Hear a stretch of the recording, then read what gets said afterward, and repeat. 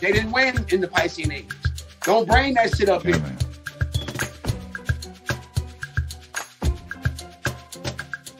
Said that there was a native story that the Mayans came from a portal, or the original native people came from a portal out of Pittsburgh and then worked their way down. Who's harnessing that energy? Yeah, who? Who's harnessing that energy? Yeah, who? That's what made us machines.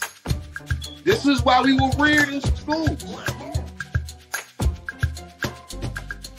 It's the letter P, too, or look like the letter P, is the letter Kuf in the Hebrew alphabet. This thing is this, like, for people to keep their integrity in this hour, you know, that's when you're going to be able to tell who's who. And I think right now, people are forced to just open up to the truth right now, man, because everything's collapsing on this fucking stuff. Everything's right here. You can't lie to yourself, you know? So we got to start really creating a new phenomenon, man, with our thoughts, because thoughts become things. We got to start really creating a new phenomenon, man. And then up in Erie, Pennsylvania, and Edinburgh, there's some universities up there. There's primary schools and stuff named after Admiral Perry. And he was a person that kind of remigrated the native people here on the land and pushed them out of their land. And it wasn't about necessarily like getting away from England, like it was all for the betterment of this new world. Like the French and Benjamin Franklin were doing deals, but yet Benjamin Franklin at the end of the day was for the betterment of America and the new world's growth. And somehow they found out something with these mounds and these graves, and they were able to take the land. To take the land.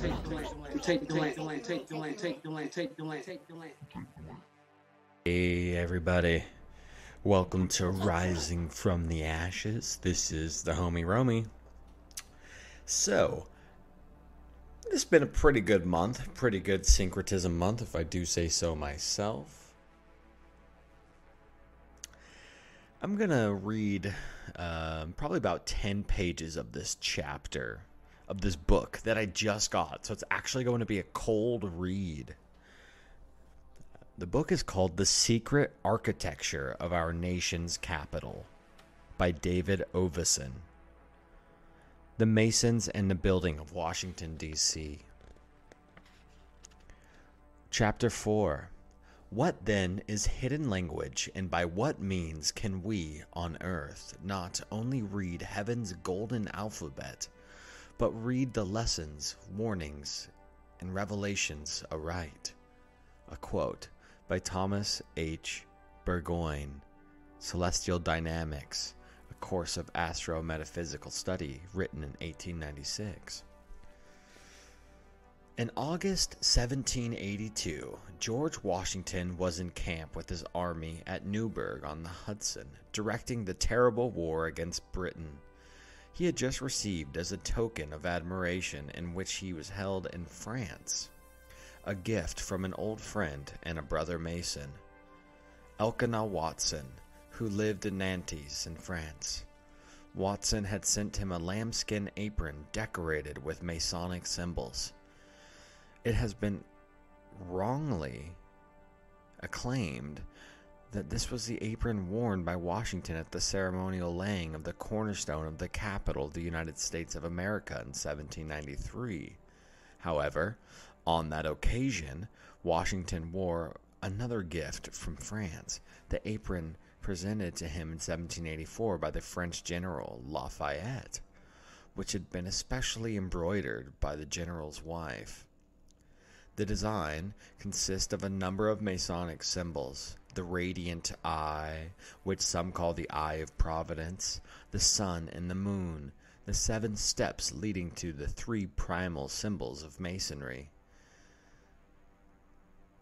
The open book, the compasses, the square. Between the 2 central columns are other symbols: the trowel, the ladder, the geometric representation of Euclid's theorem, and so on. At the bottom of the distinctive squared floor is a coffin from which a plant appears to sprout. Few people could fail to recognize this apron as Masonic, but I wonder how many people would understand just what those symbols mean. An early wood engraving depicts Washington marching behind the Masonic banner of Alexandria Lodge number 22. His face, like the design on the apron he wears, is indistinguishable. But the 22nd on the banner, the 22, moreover, is quite clear. By a strange coincidence, it was the same lodge which eventually inherited and still possesses the apron given to Washington by Elkanah Watson. The print which brings together this confluence of apron and lodge is probably the most famous wood engraving related to the early days of Washington, D.C. It shows the procession making its way to the site of the future Capitol, where George Washington will lay the cornerstone, standing in a trench cut into the southeast of the building site. The engraving is a highly imaginative, perhaps because it was cut long after the event. And while the procession of Masons may have been portrayed with some accuracy, the houses behind were not. In 1793, Washington could have been at best a shanty town, scattered around the slopes of Jenkins Heights on which the Capitol was built. All around there were marshes and undrained land. Whichever paved street procession the Masons marched along, it was not in the federal city. Save in the imagination of the artist. Perhaps, indeed, the processional is shown not in the federal city at all, as so many historians have surmised, but in its initial gathering in Alexandria. As it may, there was one curious omission from the Masonic parade, which made its way to the site of the Capitol on that day in September 1793. The first Masonic lodge to have been formed within the federal city, the Federal Lodge number 15, did not join the parade. However, the Potomac Lodge number 9, working nearby Georgetown and like the federal subordinate to the Grand Lodge of Maryland, was in the procession.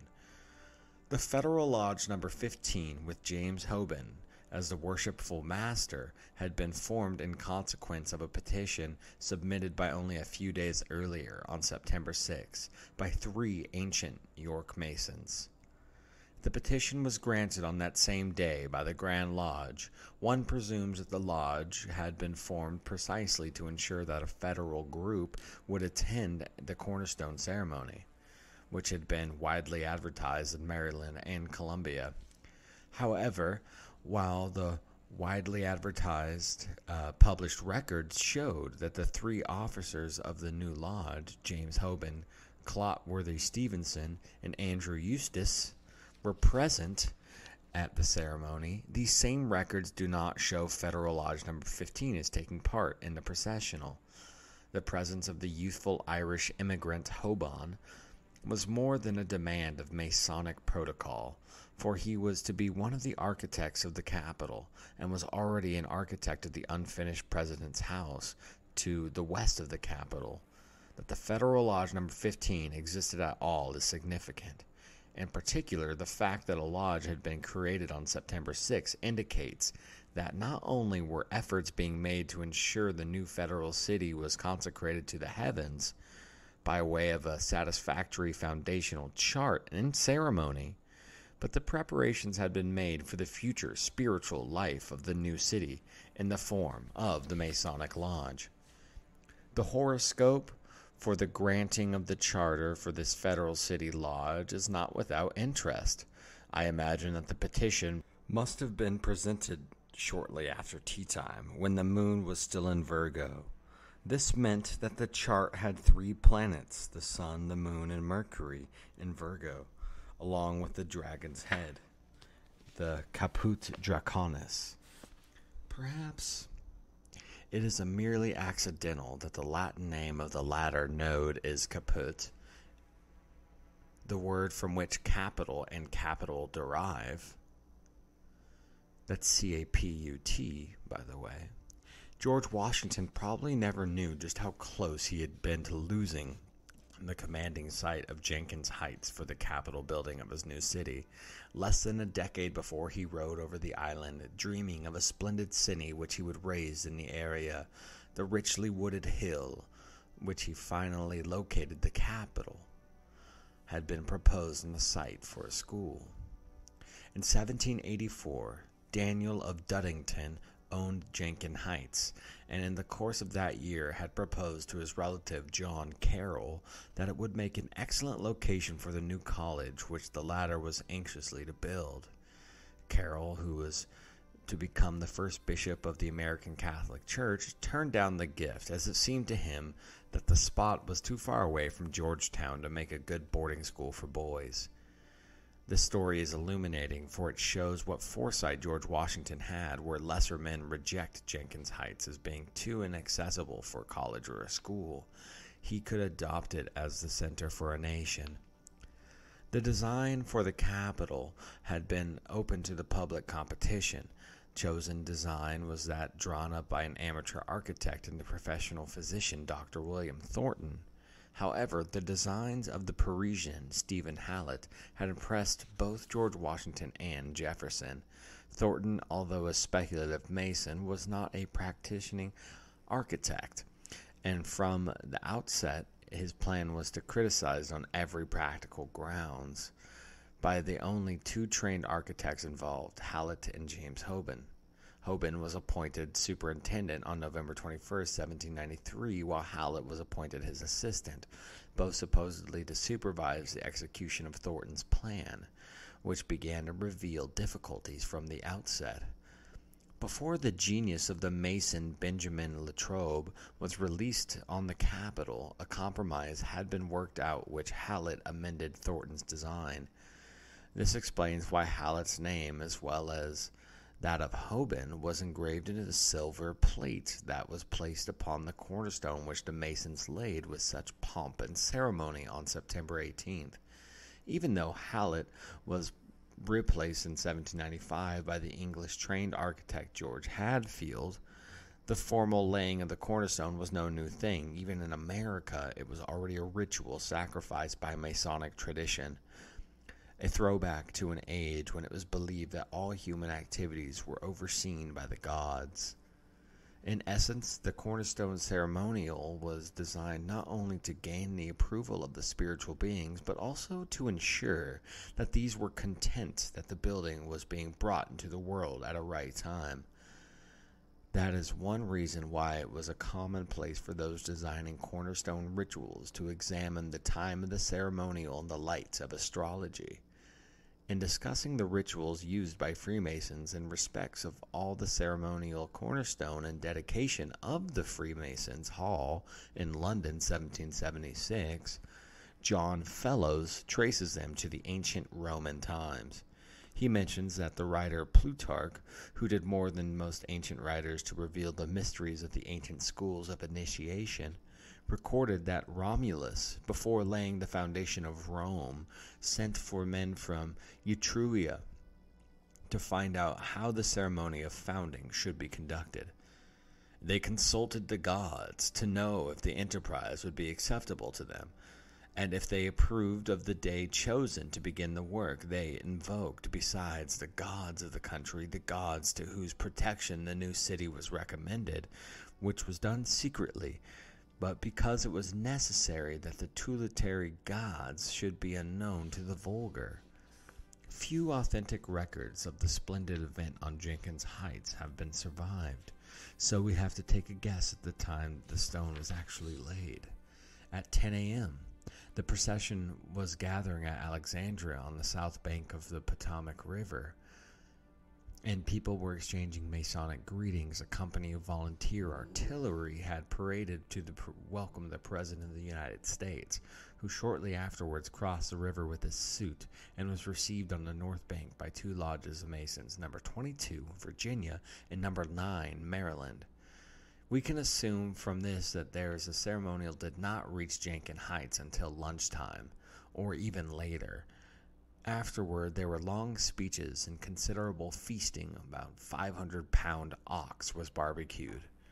But as there was no lighting on the hill or in the city of Washington as a whole, save for portable torches and the fire, we must imagine that the company departed before dark. This suggests that the chart for the occasion should be cast shortly after midday. The chart cast for this ceremonial is of great interest to view the connection between Washington, D.C. and the zodiac sign Virgo. Shortly before midday, Jupiter was rising in Scorpio, reminding us that the earlier chart found in the district, which had allowed for Jupiter to rise in much of the same way. The rising Jupiter is of considerable importance to the symbolism of American independence, and has continued in much used emblems even into modern times. In the capital chart, however, there is much emphasis on Virgo, which, the good reason, we have begun to expect the horoscopes relating to the federal city, the Sun and Mercury are in Virgo, as in the dragon's head, and it seems that whichever way we look in connection with the building of Washington, D.C., the beautiful Virgin always shows her face. All right, y'all. Well, there you have it. That is a excerpt from The Secret Architecture of Our Nation's Capital, written by David Oveson. It's a pretty thick book. It's like 400 pages. It's got some cool esoteric art in there. And, you know, it obviously fits with this month's theme. And it just kind of, you know, paints this picture of how many lodges were here and you know, how influential Freemasons were in the very, very, very, very, very beginning of, you know, finding this country, which is not something that is known on a mass level. You know, you have to actually look for this type of information. And that's why we did this month. That's why we laid this month out for you guys like this. And so, got that book just yesterday in the mail, and I was like, wow, what great timing. Well, this interview is awesome. These guys are from Pittsburgh. They are friends with Mike Wann and Ras Ben, and they actually do tours in Pittsburgh, like esoteric syncretic tours. So if you guys are around that area, be sure to check out Spatial Creativity. SPATIAL, creativity. And as for Rising from the Ashes, definitely go join the Telegram group. We are chatting it up every day on that group messaging platform, and I love it. I don't really use any other social media. I only have Telegram. So if you want to talk to me, want to talk to Dan, you guys want to join the Fire Tribe, go over to Telegram and join the party. Yeah. Articles, books, videos, like revelations. I have a lot of revelations, all the time, and I always post them on there because people, you know, are digging. We're digging for the truth, and it's a great community. And if you want to support Dan and I's work, we do have a Patreon. For just $3 a month, you get a whole bunch of individual shows. Dan hosts his own show. He's got a show with Andy from the Deep Share. He does random interviews, random and awesome, as do I do random and awesome interviews. As if the word random is a negative connotation. It's the universe, the chaos, and the order, you know, blended in together is randomness as well. Anywho, I shared that chapter 4 because I thought it was cool that there was this, you know, astrological tie to everything. And that's really what the initiates are about. Initiates are about understanding the cycles and the stars, and as above, so below. It's a lot of Hermetic principles lied throughout the Freemasonry and higher initiate clubs like that. You know, and it goes back to ancient Egypt, obviously. So my friends, my people, my Fire Tribe, get down with the get down. Happy almost 4th of July. Hope your summer's doing well, and enjoy this interview. Hello, Fire Tribe. Welcome to Rising from the Ashes. I'm Danny Knocky Dan. I'm the homie Romy. What is giggity higgity a good? What up, man? Hey, so today is a fantastic day. Beautiful, blessed Sunday, day of the sun. prior the day of the moon day, the Sunday, the fun day, the Friday, the Freya day, all of the days. Today we have another pair of some brothers from the 40th parallel. And I actually heard these guys on the 40th parallel on Ras Ben's channel, and they opened up a door to the OGs of Ras Ben and Mike Wann, who kind of cracked the cosmic code on this whole syncretism tip. That's really, catching a flame, catching a spark. And so they have this awesome community, this business growing. It's called Spatial Creativity. And I can't wait to get into it because, this is our month of syncretism. We're diving into syncretism this month, which is the stacking of cultures and the esoteric foundation of the country, to follow up on our Ancient America month. The next, I guess, step in the page, in history. And but they're in Pittsburgh, and so that's an area I'm absolutely unfamiliar with. But this is going to be great. These are some other brothers from the 40th parallel. Do you guys want to introduce yourselves and tell the people a little bit more about spatial creativity? Yeah, I'm Brother John here in Pittsburgh, and I had come into times where I figured it was time to start my own business, and love creating different things, and started a tie-dye company. And amongst all of that, I've thrown shows before and wanted to do something different and keep people's minds creative. And got together with Brother Kufu over here, and we had both been tuned into Ras Ben and his works and stuff like that. And we kept getting together, kept brainstorming, and we're like, you know what? Let's bring Ras Ben here to Pittsburgh. And stuff morphed into so many more things beautiful. And we're just going to keep it going and keeping the vibe. And we want to throw all kinds of different shows and different events, bringing peace here in Pittsburgh. And that's something that Kufu has started, kind of called Peace in Pittsburgh. Yeah, so I'm Kufu, ill. Just coming to Pittsburgh. I'm originally from Chicago, but came to Pittsburgh, and I thought it was kind of a lame place. Further review, really incredible space, man. It's just so much to say about it. Still, it's still unfolding. Yeah, you know what I'm saying. And I think by not being from here, I didn't have the necessary hang-ups that a person would have to keep them from discovering what's around them. You know what I'm saying? A lot of times when you're immersed in something, you can't see the inwardness of it. But when you're on the outside, you can't see your own eyebrow. You know what I mean? Yeah. So it takes somebody to kind of point it out to you. So by not having that hang up, I think we were able to penetrate something that people normally wouldn't penetrate, and it's right there in your face. So just cold cracking is the name of my game, man. And just figuring out how we could take it back to a space where it's new and we're doing the right things. You know what I'm saying? And I think we can now, and now is the right time to be able to create that, because that old Piscean energy is gone. We're dealing with, as a man thinketh, so shall it be. So watch your thoughts and create a clean reality, and clean up the karma. We all here on the redemptive time. Yeah. So yes. Yeah. So that's why we stumping around. And this is what freeing the land looks like. Yes, I love that, bro. So yeah, man. It's intention. The time the day it is. So I give thanks for you blowing the wind on this flame, Gratitude. Keep the stoke alive, man. The flames will rise, and this new age it's absolutely beautiful.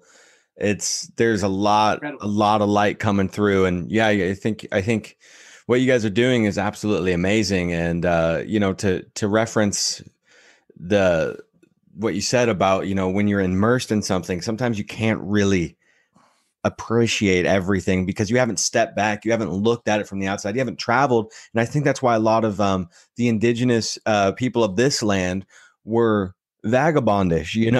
They traveled around because they knew the movement, the energy of movement, and the spirit moves and the soul moves, and it keeps going in order for it to grow, and in order to really connect with the land, all these different places, because there's so much. Every piece of land is sacred. and there's so much story to be told in each piece, you know. Ancient land everywhere. Yeah, it's only getting more ancient too, but it's also present and future at the same time. So time is a trip. Speaking of that, you're from Chi-Town. You know, you have the Cloud Gate over there. That's a trip piece of esoteric art, right? The Cloud Gate. It's like that mirror bean. It's like the mirror cloud that's there. Oh, Michigan Ave. Yeah. That's a crazy piece. That bean piece. Yeah. What a trip. I have yet to re-examine that. Yeah. It's it's heavy, dude. Like it's apparently was created to warp time and space. Really? Yeah. See, now that's to be investigated.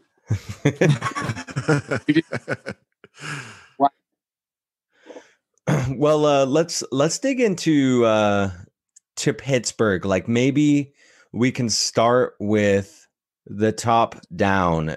You know, starting with the name of Pittsburgh. It seems like almost like a conundrum in itself, right? You have like the pit and you have the berg, like the top and the bottom, and you know there's some like hermetic stuff going on there. What's up with the name of Pittsburgh, and where does that originate from? I actually do not know. William Pitt, you know what I'm saying? And now they conjoined that Berg thing, you know. And it's so much behind that William Pitt. I mean, the whole Pitt thing, but I'm thinking it probably derived from William Pitt in some form or fashion. But the in-depth was put together. I really don't know the ins and outs of that. Yeah. All good. It was Pittsburgh. It was something else before. Yeah, it was a few names before. But then I think once the French came along and some other people, and then finally with William Penn, Pittsburgh stuck. And it was it was always with the GH, and they tried to have them drop the H, but the Pittsburgh always stuck. Yeah. So it's a lot of stories behind that Pittsburgh thing, man. So I heard something. I think it was Ras Ben in the video you guys did that said, you know, to name an entire town after somebody who's never stepped foot in the country. Is this guy? So yes. he never came over here. And what was his? Do you guys know his significance at all? Though he was the Prime Minister of England. Oh shit! Okay, there we go. Son ended up, I believe, becoming Prime Minister also. Yeah, so deep politics, but weren't we trying to separate from England, the mainstream story, right? So that's weird, bro. That's weird. Yeah, this is well, you know, and then we were just talking about Admiral Perry, and there's like a high school up here named for Perrysville, and then up in Erie, Pennsylvania, and Edinburgh, there's some universities up there. There's primary schools and stuff named after Admiral Perry, and he was a person that kind of remigrated the native people here on the land and pushed them out of their land. And it wasn't about necessarily like getting away from England. Like it was all for the betterment of this new world. Like the French and Benjamin Franklin were doing deals, but yet Benjamin Franklin at the end of the day was for the betterment of America and the new world's growth. And somehow they found out something with these mounds and these grids, and they were able to take the land. Yeah, that's crazy. They were able to syncretize something to be able to grid them enough to take the land.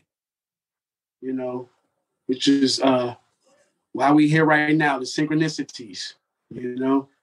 Yeah, and that's kind of the whole one of my major goals of this month with the syncretism and getting guests on like yourself and people who research this is to find out more of the reason actually as to why, you know, the mounds were, I mean, I have a bit large idea as to why the mounds were you know, created by their people, but not the hijacking of the mounds and the syncretism itself. Like, why did this new world need to get created in the sense of, you know, like going to all these mound places? Is it because they were so geomantically charged or electromagnetically charged, and they were just like, well, we need that, we gotta have that?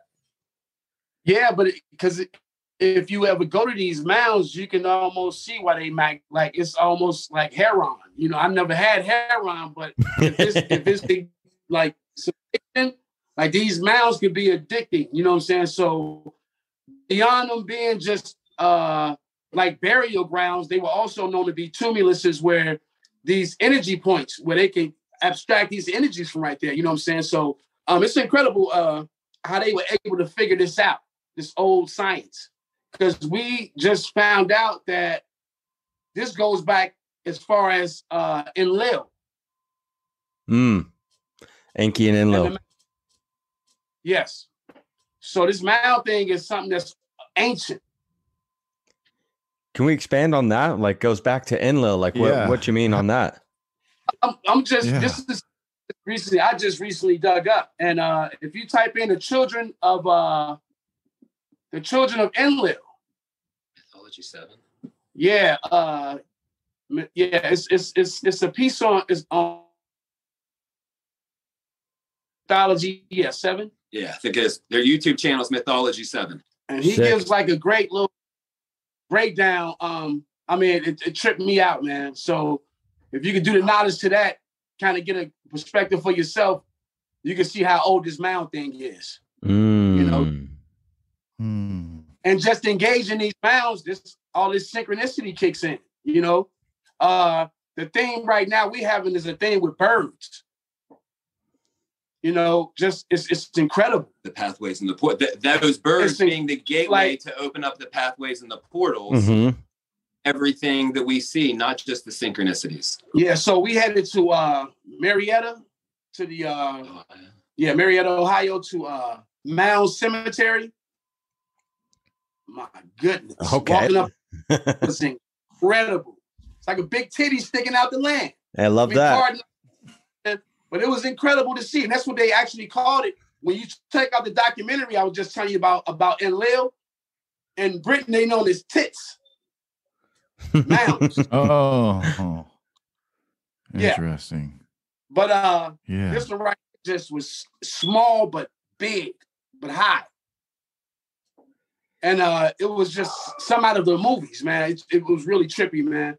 So I got up there and I usually chant for a good half an hour or more. Just for karmic reasons, you know what I mean?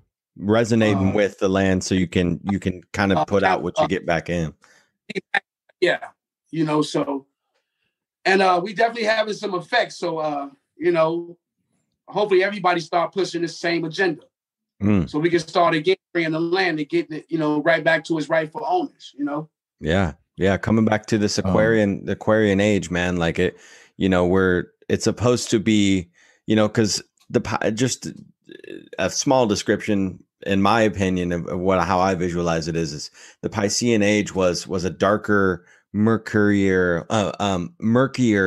kind of, you know, swimming through these muddy waters through all this tainted bullshit. And it's a little bit darker of a period, but the Aquarian age is like the water barrier was pouring out water and it's filtering the water and the water is able to flow. And that allows a lot more light to come in. And that's kind of this idea through like, you know, an esoteric lens as to what we might be able to see. You know, it's still going to be water. There's still going to be some muck and some murk. There's going to be so much more light coming through and there's going to be so much more awakening happening. And so keeping the stoke going, like we were talking about earlier, blowing on that, just fucking vibing and tribing, bro.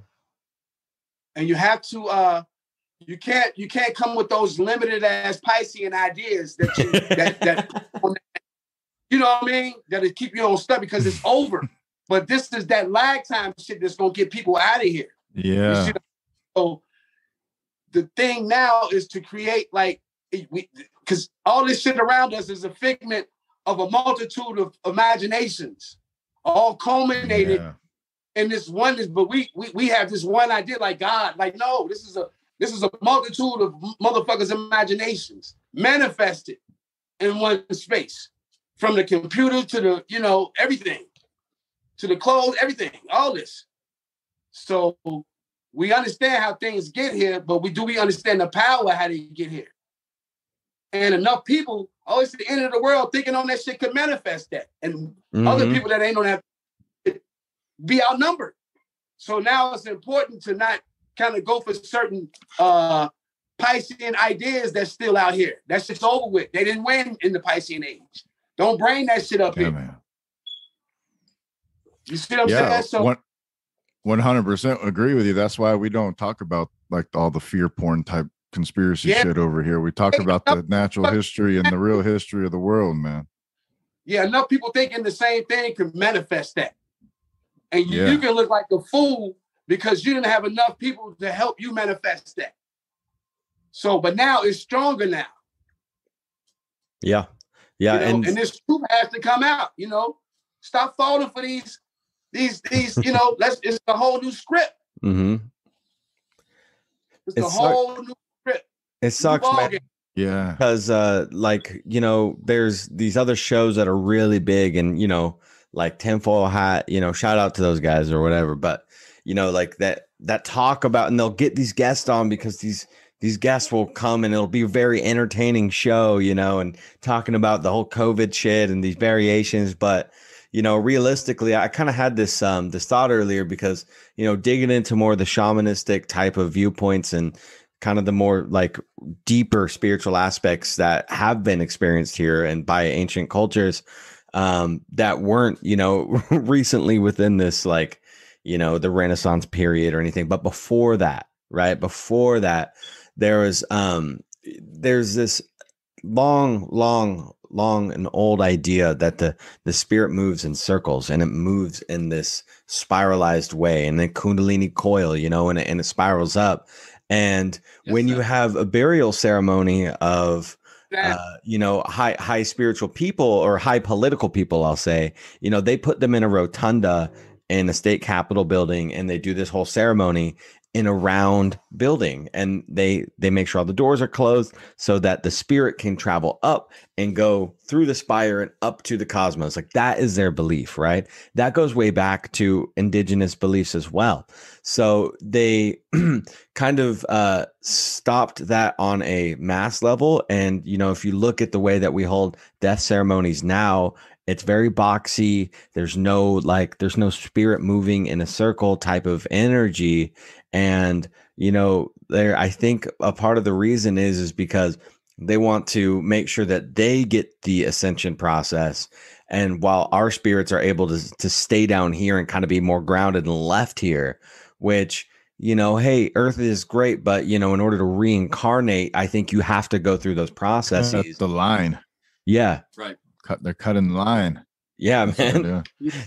For real. Dan, you were going to ask a question? Oh, I thought that was a good thread, but when you guys were talking about Enlil and the children of Enlil and the mounds, that totally got me thinking. Does that connect into like the Canaanite idea and everything? Because it seems like that connects into like Osiris and everything too, and the whole idea of Osiris being like a Canaanite or Enlil. I don't know. Again, it's still further research on that. So this is something that tripped me out that I'm still digging in on. So you could be like right on point. You know what I'm saying? So, you know, let's look into that. I think it did have some old text and some tribes. In it. Yeah, some tribes and different cultures blending together to bring it through. Yeah. And also, then I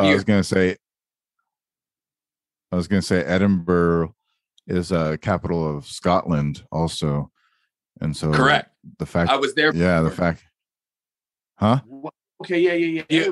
Beautiful castle country, and I don't know the research of Edinburgh, Pennsylvania, but you just wonder if some from those English roots, if they were trying to copy from Edinburgh, Scotland. Yeah, just like York too, and New York, right? They taken that also from same area. Let's go into that now. Let's kind of tie into, I mean, I love the conscious talk. I think consciousness and the spiritual thing is threaded throughout it. You know, everyone here on this council right now, I think we're all vibing on that absolute. And but definitely 100p trying to find out some more of these like masonic roots or the more of the esoteric arts that's in Pittsburgh. Like, if you were to kind of like direct us, you know, on it without giving away all the gravy. Obviously, we want you guys to be able to host the walks, you know, and all this stuff. But to entice us, what's going on in Pittsburgh, bro? Where do we start out at? Like, what's like the number one spot to go check and lead us through this, if you will? Well, kind of on the start of our tour, we went down to the Point. And that's kind of where not just three rivers, but a fourth river, an aquifer, meets underneath. And that's where that river from the Point is coming from, is actually the fourth river. And there's a lot of metaphysical stuff happening there. A lot. Portals, like that's why we think that Duquesne and the French came here, was to kind of understand the metaphysical, if there was a portal to be opened, and not just the portal, but the underworld. There was an underworld here, which explains even more Metalcroft, which is where we'll be going tomorrow. We call it Metalcroft Mondays. And right now they're doing excavation. Oh, as shit. we speak. I think you can get on live now. Yeah. And look how crazy this is. We pull this stunt and all of a sudden this shit is unfolded. Man, it's like when Jack Parsons and his partner, you know, they went and did this like ceremony to Pan, and the next thing you know, all this like these alien sightings start coming in. Man, it's Jack Parsons. Did you say Pan? To Pan? Yeah, Pan. Like like Pan, like he's got like the goat horns and shit. Baphomet, you know. So that's what another stop. Yeah. Another Pan's stop Labyrinth is in. After we did our little roundabout around the Cathedral of Learning, part of our group went to our cars, but we came across a Pan statue. What? And he's huge, really big, and he was being suppressed by another goddess. And then it's a nymph, and she's playing the flute, and he's almost like lackadaisy, almost to the point where he's this shit's got him to where he can't do nothing, but his fingers is pointing toward a baseball field. And then so after the event, somebody who was part of the event invited me over his house, and he had some decoding to do. He figured out this Pan, how this Pan statue is shaped out from this, the steps, how you come up into it, is designed just like the Point downtown. So like they almost wanted this Pan statue to be there, but you have to put water down there. You're by the three rivers. But if you take the Pan statue and put it downtown at the Point, it's actually pointing to our last stop on our tour, which is the observatory. At the observatory in the north side. Oof. Yo. And then my dude, he made a kind of triangle from the observatory to the Pan statue in Oakland to the Point. And if you follow this arrow, this like triangle that makes an arrow, it like points right past the ancient burial mounds and McKee's Rocks, and then into this Chartiers Valley, almost where we didn't get enough time to do research before Ras Ben came, but that's kind of the area he wanted us to kind of pinpoint some locations. The guy gives two knows about it. Well, I mean, the thing is like your first tour, so I mean, you know, you're gonna only concrete your information, bro. I mean, you got to start fucking somewhere, man. Like our first episode of the show, we didn't have a guest, you know, we just were shooting this shit for like, you know, a few episodes. But man, you know, when you start, like you're saying, bro, you get that flame going, that shit starts roaring, bro. Roaring. Like the lion, bro. And then so go ahead, Dan. You said there's a Oakland up there in PA. Is there also a lot of oak trees, or is it just the name? I think that's one that Brother Ras Naeem was calling out is oak trees. And not only that, but this is this particular area in Oakland is where all those Indians actually lived. So wherever, like say Carnegie built a place, that's where the chief house may have laid at. You know what I'm saying? So, and I just found somebody just dropped a bomb on the 9th out of, I think, Georgia, where this island down in Georgia where all Jackal Island. Yeah. J.P. Morgan. Motherfucking Chase, Rockefeller. Goodyear. Like, so we know something scientific is going on with this. And that necromancy is real. So what was he saying about the connection between Pittsburgh and Jekyll Island? Well, it's the same thing with the tumulus. It's all those bodies were over there. Only thing about them is they know all about those people down in Jekyll Island. They know who the chiefs were. They know the culture. They know everything. Up here, I think it's the same way, but it's not. We haven't heard the stories like down in Jekyll Island. Because like yeah, they over in Oakland, and it's a high spirited place. I can say that. There's a bunch of universities. And it's the universities there, like hospitals. Yeah. That's our thriving place. And then there in our Oakland tour, we met at the Cathedral of Learning. And that's where all the students at the University of Pittsburgh go for all their classes. It's very, very high, 40, maybe plus stories.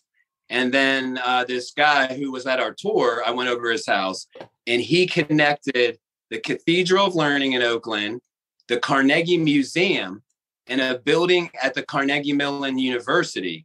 And all three of those lined up to how the pyramids line up in Egypt. And that energy coming into Shinley Park, if you know Pittsburgh, I was imagining like in Orion's belt, and when he's harnessing and getting his bow and pulling it back, that's in Shinley Park, and that's where a lot of the energy could be being harnessed for that potential energy. Stadium, people, thousands of people congregating at the baseball diamonds and shit. Like, I dig it. Mm-hmm. So yeah, man. Just tapping into this whole thing has been it's definitely changed the course of life. Like, I never thought I'd be talking about Pittsburgh shit. Like, like George Washington, like 2022, like yeah. You know what I'm saying? But upon further review, here we are, and it's so 40. It's kind of profound because again, it's still unfolding. Like the depth of this thing is like even with the event, and again, this being about synchronicity, I think with the intent that we had with the numbers and just pulling Ras Ben and Mike Wann in and just lining everything up, I think it made it even more synchronistic with those events because of how we initially came with the process. So I would suggest that anybody that want to pull something together, use numbers and intent to kind of magically bring and make it heavy and bring it down here on the fifth level to see it manifested. You know what I'm saying? Yeah. Speaking of synchronicities, you're talking about the 40th parallel and a 40-story building, right? And then I pulled up this thing because in Sumerian, the number 40 is synonymous with a certain god. And it says, beginning around the 2nd millennium BCE, he was sometimes referred to in writing by the numeric ideogram for 40, occasionally referred to as the sacred number. The planet Mercury, associated with the Babylonian Nabu, the son of Marduk, was in Sumerian times identified with Enki. Yeah. Marduk was the son of Enki, and Nabu being the son of Marduk. And his number was 40. Wow. Great tap. Yo, and I wanted to kind of tie back into the cathedral learning. Like, can we go in more on some of the esoteric foundation of this? Like, what did you guys find out and go into the presentation? Maybe, what was before the walk and what was after the walk, like your learning and of the Cathedral of Learning. at the cathedral, we found out that right there is another smaller cathedral, which is a big cathedral, and it has a red door. And red doors are very special, as what So- Ras Ben turned us on. So if you ever go to a church or a cathedral, Gothic looking church, and you see a red door, know that there's bodies underneath, and that's the tombs. Yes. So where the Cathedral of Learning is, that whole thing is bodies underneath. Oh, brah. Oh my Nuts. God. On top of And the energies on top of There's no telling how many thousands, because the land is so massive. Man, it could be like, I couldn't imagine.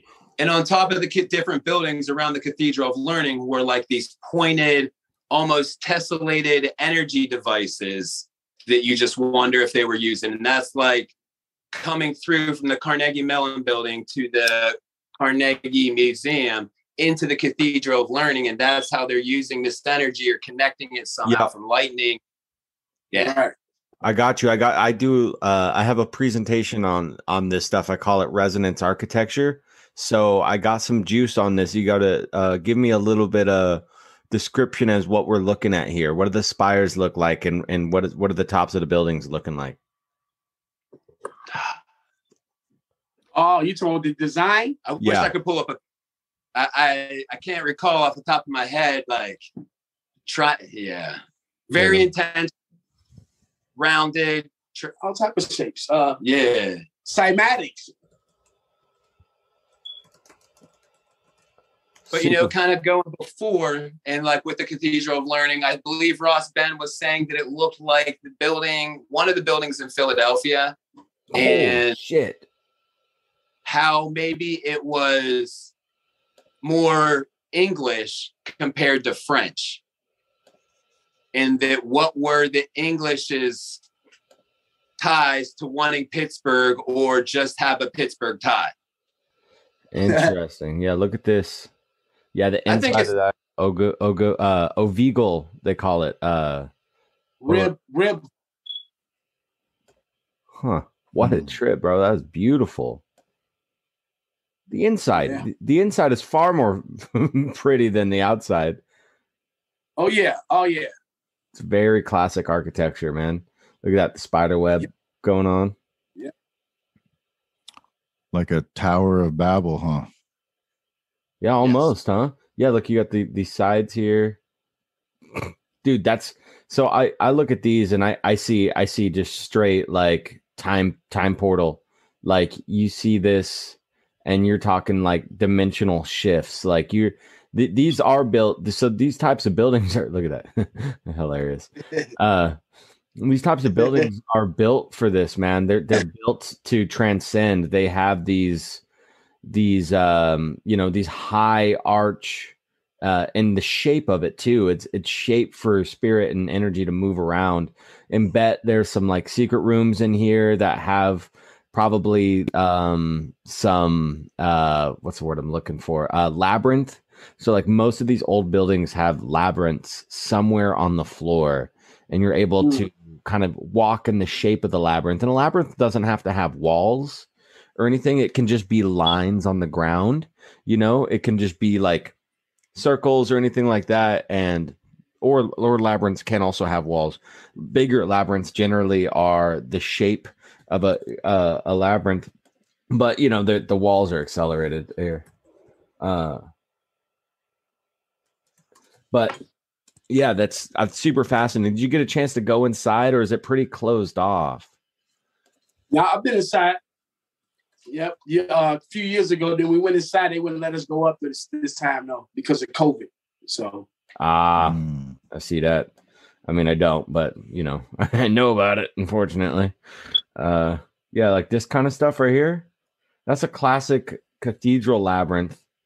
They'll have, and you got the flower, and it's resonating out, and so you're supposed to walk these lines, walk and spin, and generally they're underneath underneath where the dome is. And so the thought is that the dome itself catches this etherical energy, and it spiralizes down as energy moves in this spiralizing shape, right? And so you match or counter rotate the shape of the energy coming down, so you resonate. And also at the same time, a lot of times, often you're chanting. And so by doing these chants, you're echoing, you know, a sound resonance, and you're just opening it up. Creating resonance. You're creating resonance. Exactly. So like, look at this one, right? Boom. And yeah. You need to share. We can't see it because you're am I not on screen share anymore? Terrible. Sorry. I thought the whole time I was screen sharing. Goodness.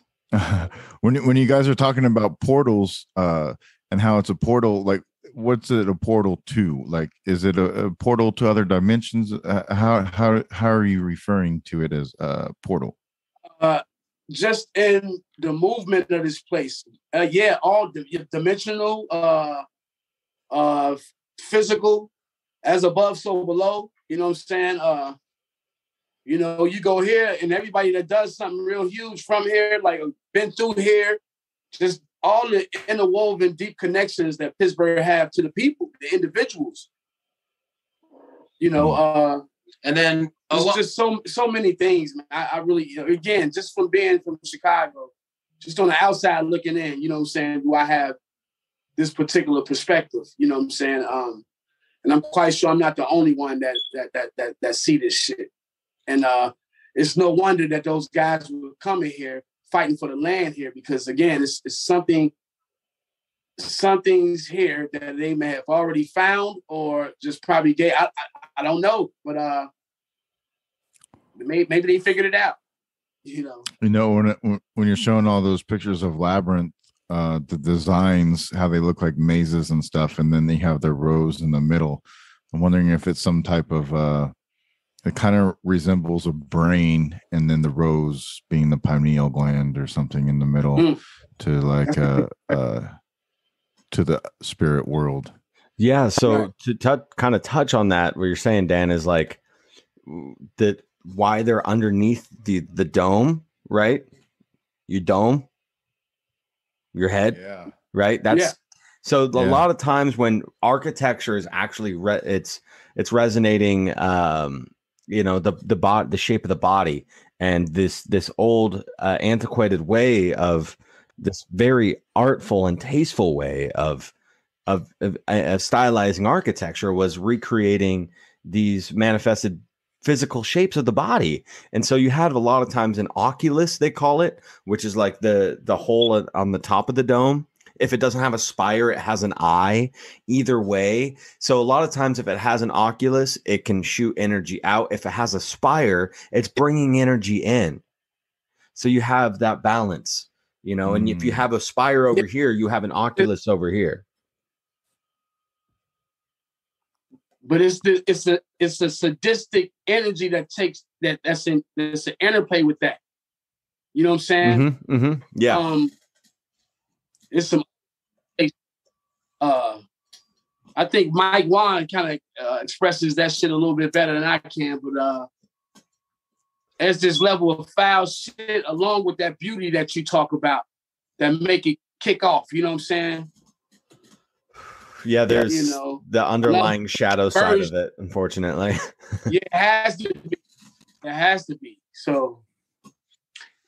And as you guys were asking about, that's the mystic part of it. That's what makes it mystic. As you guys were talking about the portals, so along with our tour, when we were down at the point, a lot of people, the whole weekend, it was all interaction. Everybody included themselves. Like we all learned from each other. Each one teach one. And somebody was saying said that there was a native story that the Mayans came from a portal, or the original native people came from a portal out of Pittsburgh and then worked their way down, like where the mounds are, and then into even Peru, Mexico, South America. Dude, I want to... I mean, there's another one where they started in Freedom Point down in like Louisiana, Mississippi. So, there's a lot of different tales of where the people in America, these Americas, but then even after wherever those people maybe started, that brings it all back to Meadowcroft also. That's yeah. Yo, that's which is crazy in itself. That's bizarre. This it synchronistically lines up to this episode I was listening right up until we started recording. I was trying to finish this Higher Side Chats episode that just came out with Gregory Little. And in that, he talks about, because he's had a lot of interactions with, like, you know, real indigenous shamans, like natives of this land here. And through that, like back in the 80s, he was talking to this this guy, and he told him, this guy who was a shaman, sorry, like, praise be, you know, respect to the people doing the real work. But he said that what the natives here were calling like what some people call the jinn or the fairy people, this, you know, the spirit realm, like like some people call them aliens, right? In the Vedics, they call them jinn, you know, in Scotland, they call them the fair folk. But here they were calling them Maya or Mayan. And so it's the fact that you just said that they thought the Mayans came from the mounds or the portals there in Pittsburgh and moved their way down south. That ties into this thing that Gregory Little was saying, that what they considered to be these high spiritual beings that came from elsewhere are called Mayan.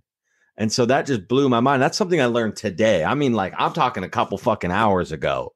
You know, I was listening to this episode, and it's and I started thinking about it, you know, because you know, looking at some of these pyramids and everything, like there's liquid mercury underneath these pyramids, like they were on some next level shit. And it's like they had to been some higher source information coming down, you know, like trip out, dude.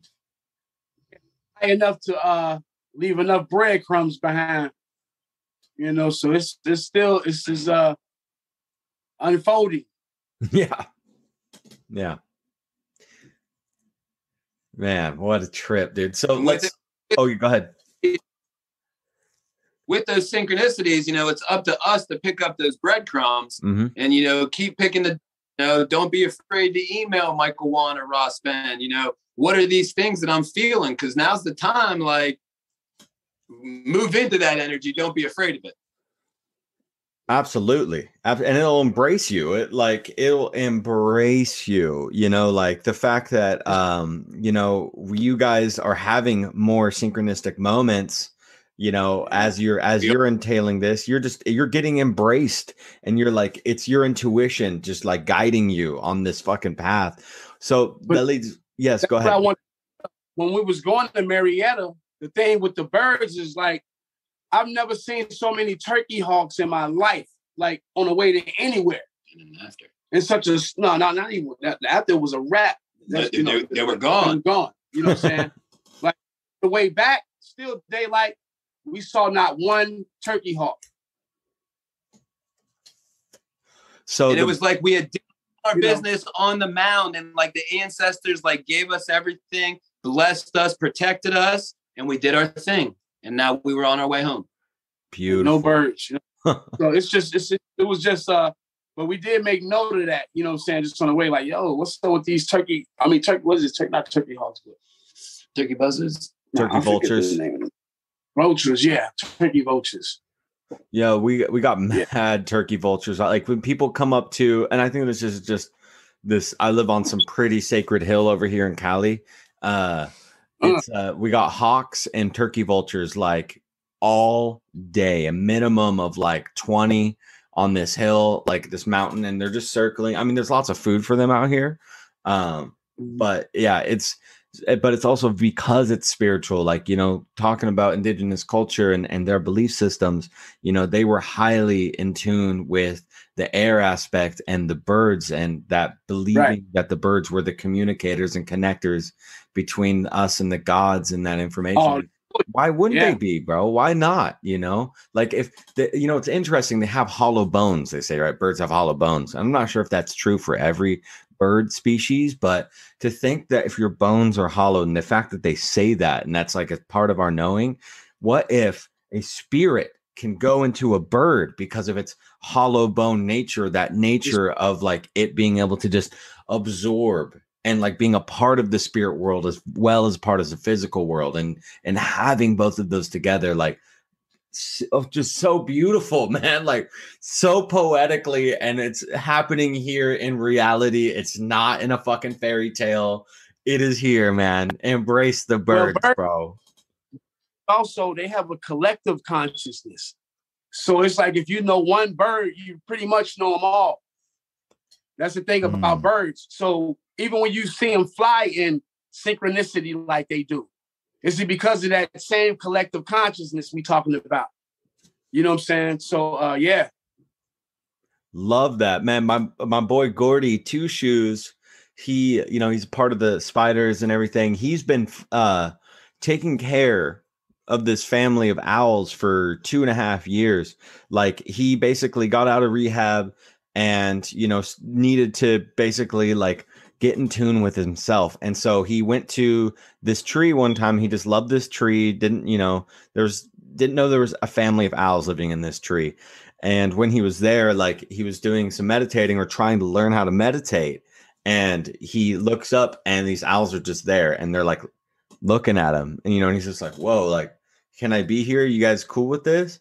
And since then he, visits them. He puts like, they allow him to put a camera up. Like owls don't allow a lot of people to be around them. Like that's just not really an owl tendency, but he's got the vibe. And funny enough, like now they follow him like around town, and his mom, who he's not there all the time, but now is at his mom's house. These owls are chilling at his mom's house and protecting his mom. That's real. That's very powerful. Right? Yo, so where were we at we were on the portal. So we were at the point, and then we went to the point in the pan, and there was like a connection between that. But okay, no, sorry, real quick. Let me get into this. What do you guys know or think or feel about the convergence of 4 rivers? Now this goes back. This goes way back. This is an Atlantean thing. There's something tying in the connection of 4 rivers to our ancestors, and there's something beautiful about it. What do you guys feel about that? That's the portal. That's the thing that makes the portal. Well, so there was a Facebook post. There's like this guy, Odd Mysteries of Pittsburgh, and he was tying in, like he had some biblical scripture up there, maybe from Genesis, about like the 4 rivers there, naming the Euphrates and a couple of those other ones. And he kind of left it at this odd mysteries, like you form your own opinion. And, you know, just one of my opinions, hypotheses is, you know, did some plate shift when Pangea was happening, and like part of them stayed over here and some of them went over to the Middle East? I mean, I don't think that, but how are we staying open to like what is this portals? What are these energies here? Wow. And what are they talking about? What are they talking about to keep creating? And you know, going up along the Allegheny, there's all kinds of these aquifers that come down to form that energy. If you guys ever get a chance to come to Pittsburgh, it's very cool, powerful energy around the point. And we in the age of apocalypse, man. So we should not be tripping like on like what's about to be unveiled, and you know what I'm saying? Yeah. Apocalypse is not doom and gloom. It's just to reveal something that's been hidden. And I think everything that's been under the stones are being turned over now. Mm-hmm. Let the snakes roll, and bro. Like, if you got eyes, you know, a lot of things are taking place that it's crazy. So, and I think that's due to the unveiling and the quickening, because people are waking up to shit. Yeah. When we were talking to Juan and Ben, Ras Ben, a lot of what we were talking about is the transitions, and there's many transitions going on right now, probably even with people you know, or even yourselves. Yes. People are moving around a lot more than that they have been. They're not staying still in one place. People that can't accept what's the new frequency that's going on are having a hard time and are unable. They're stuck. they're unable to move, but the people that are feeling the energies are able to move around and make better choices for their life. And I think this is one of the reasons COVID was a universal thing that had to happen to get us in this space. Even if a man created it, it was allowed by the universe. If the whole world dealing with it, that's something you have to look at. And COVID put the world on lockdown. And unfortunately, people had to live in houses that wasn't really good. And it kind of amplified certain people, you know what I'm saying? So, I mean, just so many scenarios we could talk about with that happening. Certain people got locked in and figured out everything about themselves that they needed to know. Quit their job because, you know what I'm saying? Like, so this post-COVID thing we dealing with, you know what I'm saying? I think everything that's happening now as a result, it's made it, it's what I call a quickening that's taking place. You know, this thing, like, oh, that'll be another 100 years. No, this thing probably tomorrow. Yeah. The trauma to create change. Like, and then the next day after tomorrow, you'd be so used to it, you know, like before then, you thought that was 1,000 years ago. But here it is, a new reality. And you so like it's the norm. So these are the things you're gonna be dealing with. This quickening, man. Yeah, quickening. I love that. I love that phrase, bro.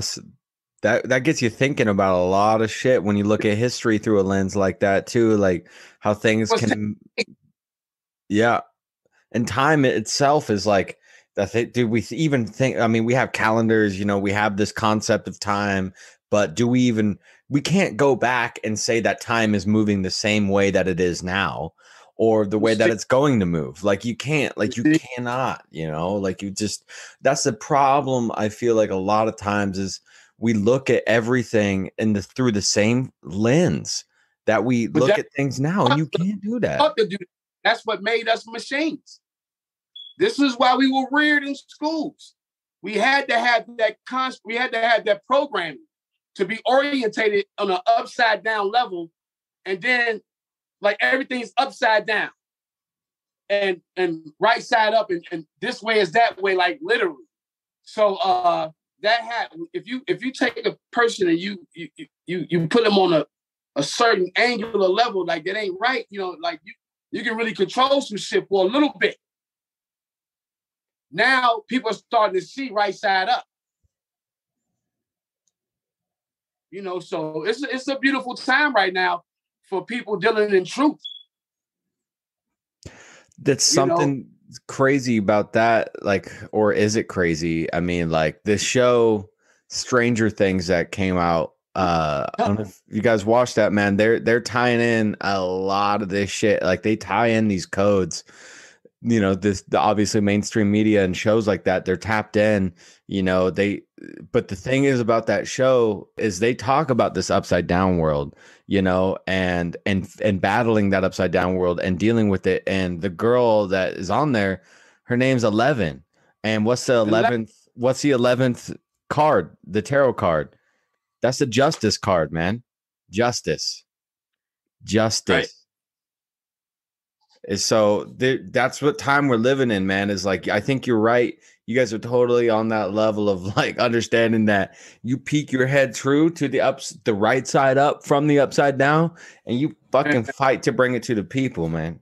Yeah, man. It's insane, man. And it's like, that's when you know the bullshit is out here. Like, you know, like this thing is this, like for people to keep their integrity in this hour, you know, that's when you're going to be able to tell who's who.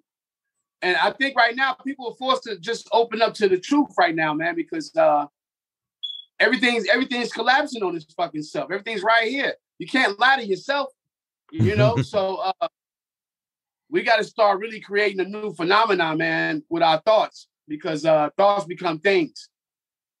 And swimming in this new age we swimming in right now, that old way of getting down, it's not going to apply. It won't work in this new phenomenon. And that's kind of what Michael was talking about when he was here, is with the water, is like a lot of this is arts, technology, industry. Like Pittsburgh's always been on the water, and they found a way to harness that. So whoever you are, you know, when people from out of town move here, they're not stuck in those constraints of the old world, and they're able to just flourish, use that different kind of water, Aquarian energy that's all around, and just create, form art. Like we know a bunch of art. Like Pittsburgh is just known for so many visual artists to computer. Like, yeah, it's crazy. Like, again, it's a small place, man, but it's a phenomenon of these different types of art, like geniuses. You know what I'm saying? Like it's an incredible place, man. Incredible people, and people from all over starting to come here now. Shit, let's get into some of the esoteric art, man. Like you guys got to have some crazy esoteric art around there. I mean, you just told us about a Pan statue and the goddess playing against Pan. Like that's nuts. Yeah, the house of Randy Land. No, with the face coming out the ground. The Nephilim coming out the ground. Oh, we gotta take pictures. Over at the Mellon Estates. Yeah, if you pull it up on Google, Thomas Mellon Estates. It's like the art house, and there's a face coming out. You want to see a Nephilim coming out the ground? There's like a face coming out of the ground, and like the Mellon family is very prominent. Like they had the Mellon Bank, and they helped fund like all the like a lot of the different Carnegie endeavors to a lot of oil in Ohio, Michigan, Pennsylvania. So Carnegie's like the bank family. And this is just a cool little estate that they made a landmark for. And you can walk around it, you know, like if you type maybe like face in the ground, Mellon Estates. Yeah, face in the ground. Yeah, Mellon Estate. Am I spelling melon right? 2 L's? Yeah. Yep. I mean, that's a fat crib. Oh, it's a lot of those around here, buddy. Yeah? Oh, whoa. My God. Right. Hold on. If you scroll back. Go back up. Or down. Right there. Go back down. Up. Oh, up. Go back up. Why not? I ain't seen it. No, you just passed it. Oh, for real? No, keep going. You was right. Up. Go up a little bit. Up a little more. Up. Right there. Stop. Right, stop. Right there. Right where your arrow was. Go back up. Back up. Oh shit, bro. Sorry. Back up. Two more.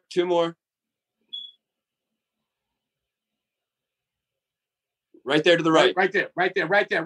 Third one. No. This one. Oh shit. Okay, I see you. Yeah. With the tree coming out of his mouth? Yes. Whoa. That might have been an oak.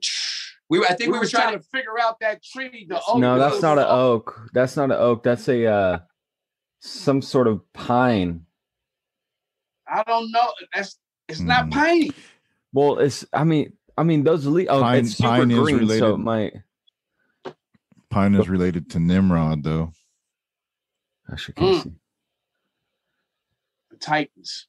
Oh no, it's not a coniferous. I thought for some reason it's I love plant identification. I'm big on all that stuff. So I tried to stay up in my game, but from the distance, it looked like it had some sort of coney stuff on it. Man, that's a trip, dude. Like, so you got the Mellon Estates there with the Nephilim face coming out the ground.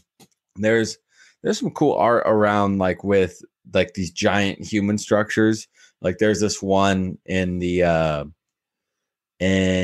desert down in South America with just like a giant. It's in like, I'm talking like the middle of the desert. This artist went out of his way to put this in the middle of the desert, you know, and it's, you know, you got to think is like, are these artists tapped into some sort of collective consciousness, or they just think this would be a cool idea, or they, you know, they really like believe that the giants live in the ground, or there's this concept of, you know, the ancestors retreating back into the ground, you know, or it's a trip, man. probably right, man. I think a lot of times that process of going through the emotions in art is a meditation, and people do tap into a universal energy. There is a library out here called the Akashic Records, and a lot of times, unbeknownst to the painter or the whoever doing what in that meditative state, could be getting some downloads that, you know, can kind of be expressed through the art. You know what I mean? Praise be the meditation, man. Praise be the vibes. Honestly, like I'm just trying to tune in all the time. Like anytime I'm like able to, I'm like, yes, let's go. And depending on the artist's intent has a lot to do with this, you know, this whole phenomenon. You know, like I think we overestimate that, and I think if we start putting it to the practice, like we kind of did to make me a firm believer. Like in terms of timing, date, you know what I'm saying? And then everything, just watch everything roll after that. And it's like,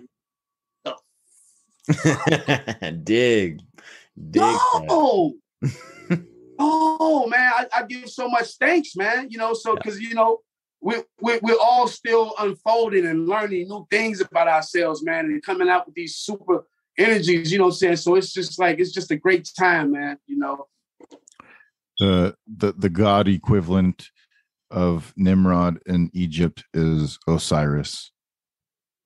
Yes, he could be juxtaposed with Osiris. Yeah. You know, so the pine tree representing Nimrod is also could be representing Osiris, and there. So it's all conjuncting at the same type of idea of these earthly pagan gods that were here building mounts and have some type of connection to the land, predating some of these other things.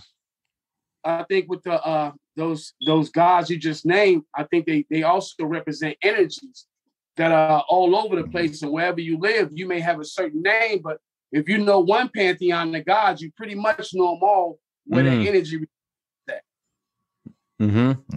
Yeah, just yeah, like you know, you're just in a exactly. Like you can really start to see the story unfold when you know one major story.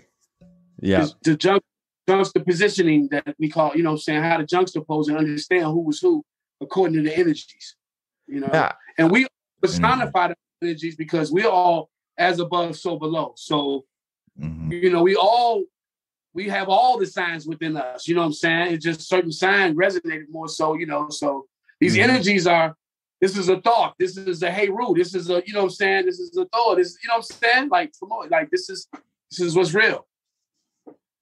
And again, once we understand the pantheon, we can understand the people around us. That's facts. This, like they say, the return of this. Now, if they say it's the return of the seven this, yeah, it's the return of the seven this, but don't be looking for seven physical people. Look for the seven physical people, but they are in the multitudes. The return of Christ, they're in the multitudes. This is not just the one thing, you know what I'm saying? It's a multiple thing, you know, but that return is, those returns are here. I love the juxtaposition, that term. You know, I actually kind of forgot about it for a little bit, but that kind of ties into this whole concept of syncretism, you know, like to juxtapose something or to syncretize it. It's like, it's a stacking of two different things, you know, but they're correlating, or one, an immersion.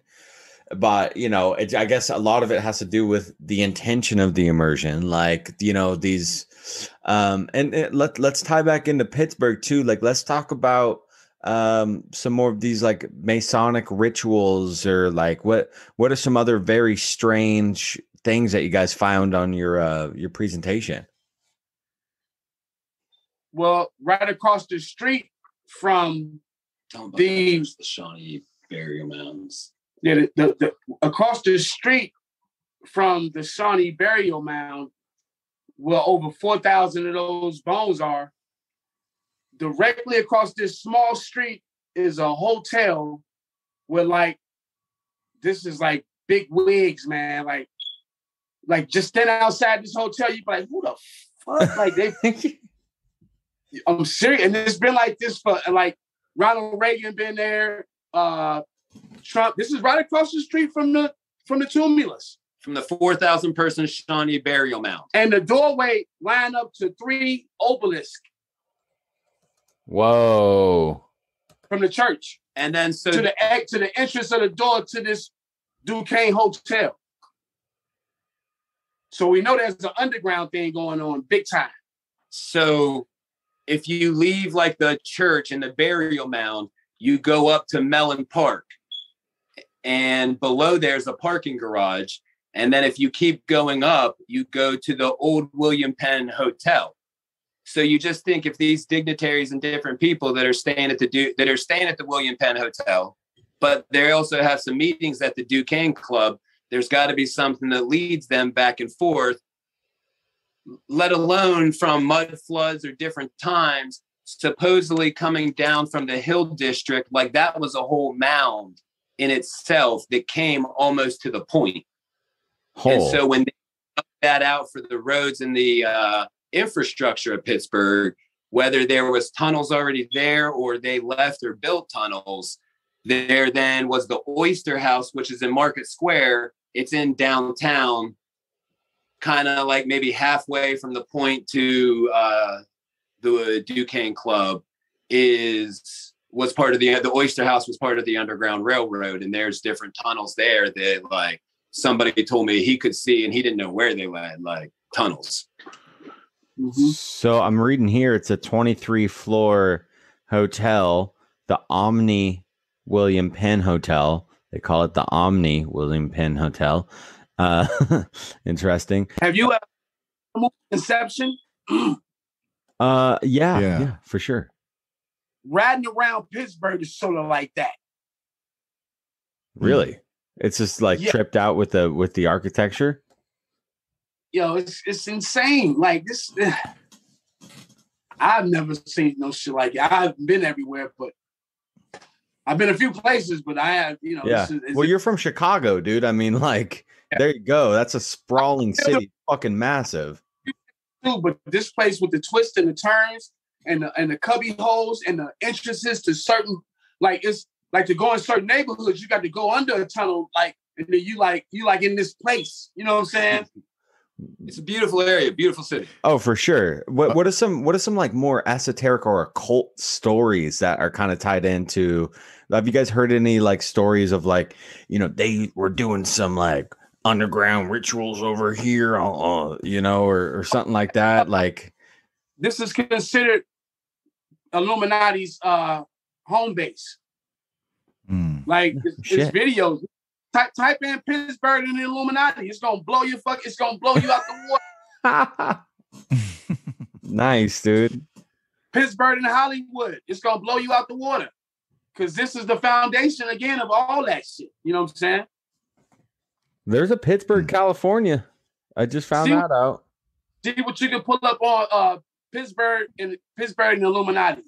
If they have impressions. I was just thinking too, something we were talking about Ross and to Ross and Michael Wann about was the name Penn and how that relates to penis, and the Omni William Penn Hotel and the fact that you can see 3 obelisks from there is a multi-phallic location.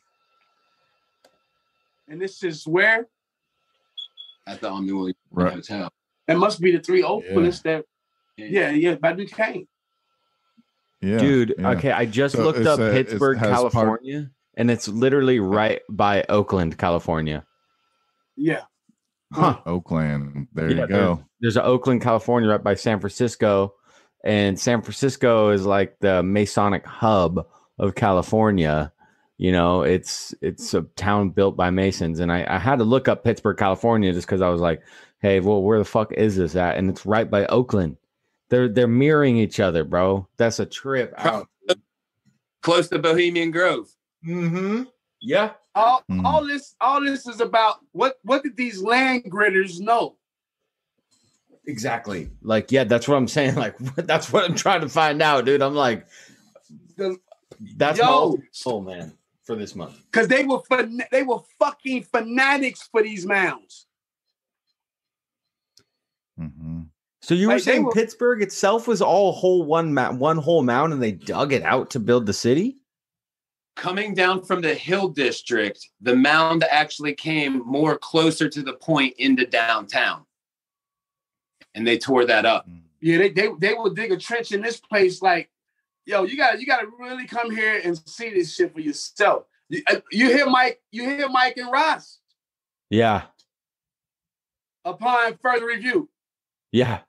They were Because tripping. they went talking about Pittsburgh on the 40th. They were like, yo, this place, like, what do you think the best on the 40th? And, you know, it wasn't Pittsburgh, but now when they came and saw what I'm telling you, and you have your own perspective, you know what I'm saying? But trust me, it's going to hit in such a way.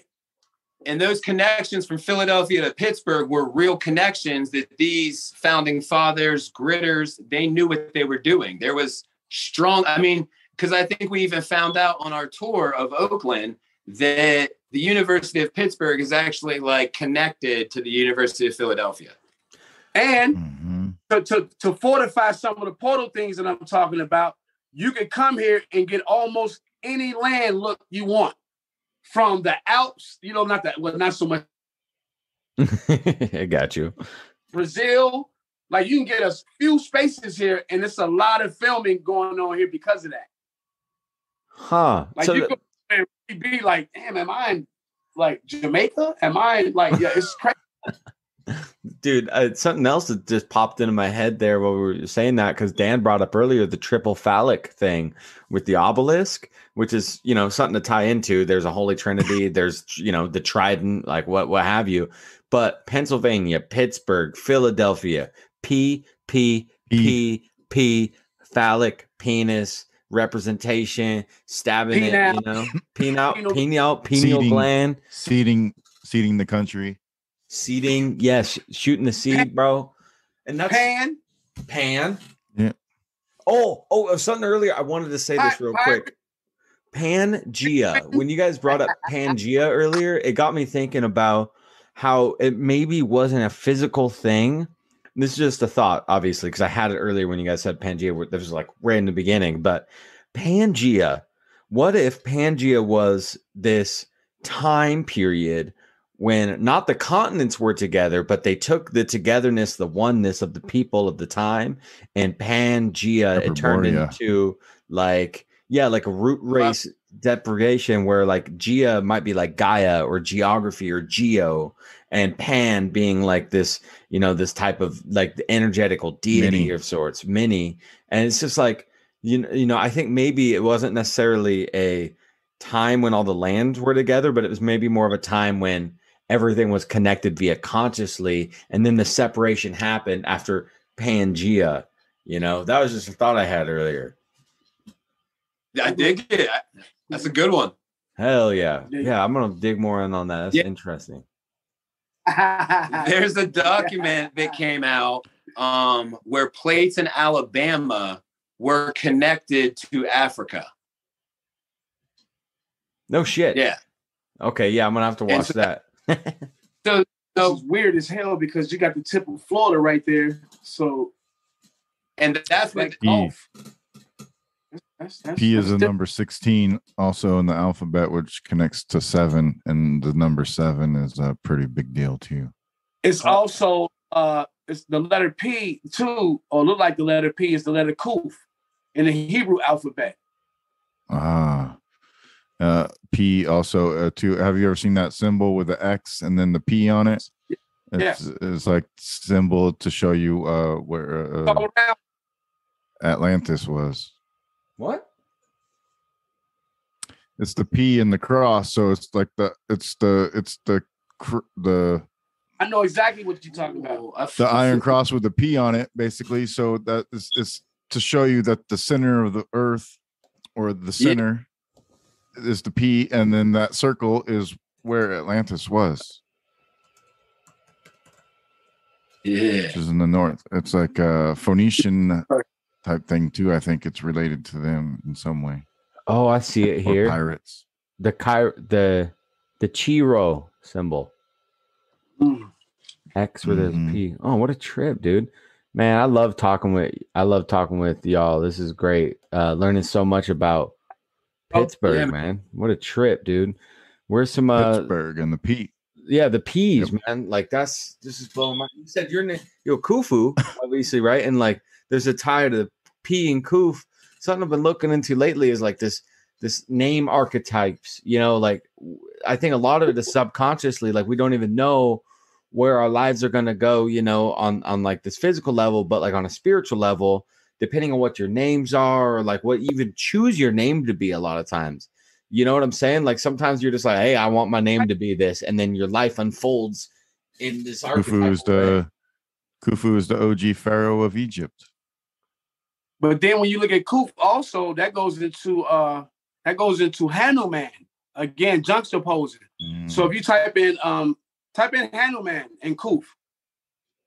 How do you spell? Are you saying handle or Hano? Hannoman. Yeah, so that P, I play with that P a lot. We even got an organization called Peace in Pittsburgh with the P's.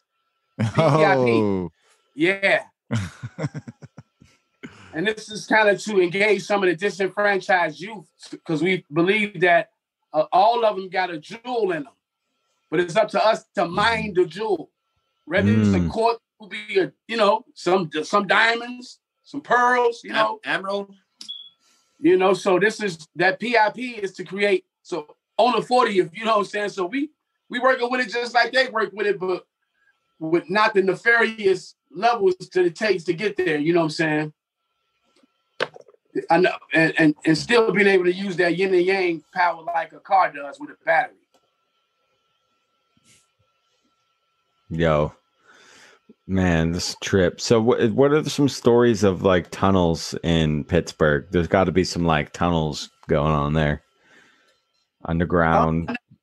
If anybody ran into the tunnel, but I know that going through these tunnels it's a trippy experience, especially if you've done it.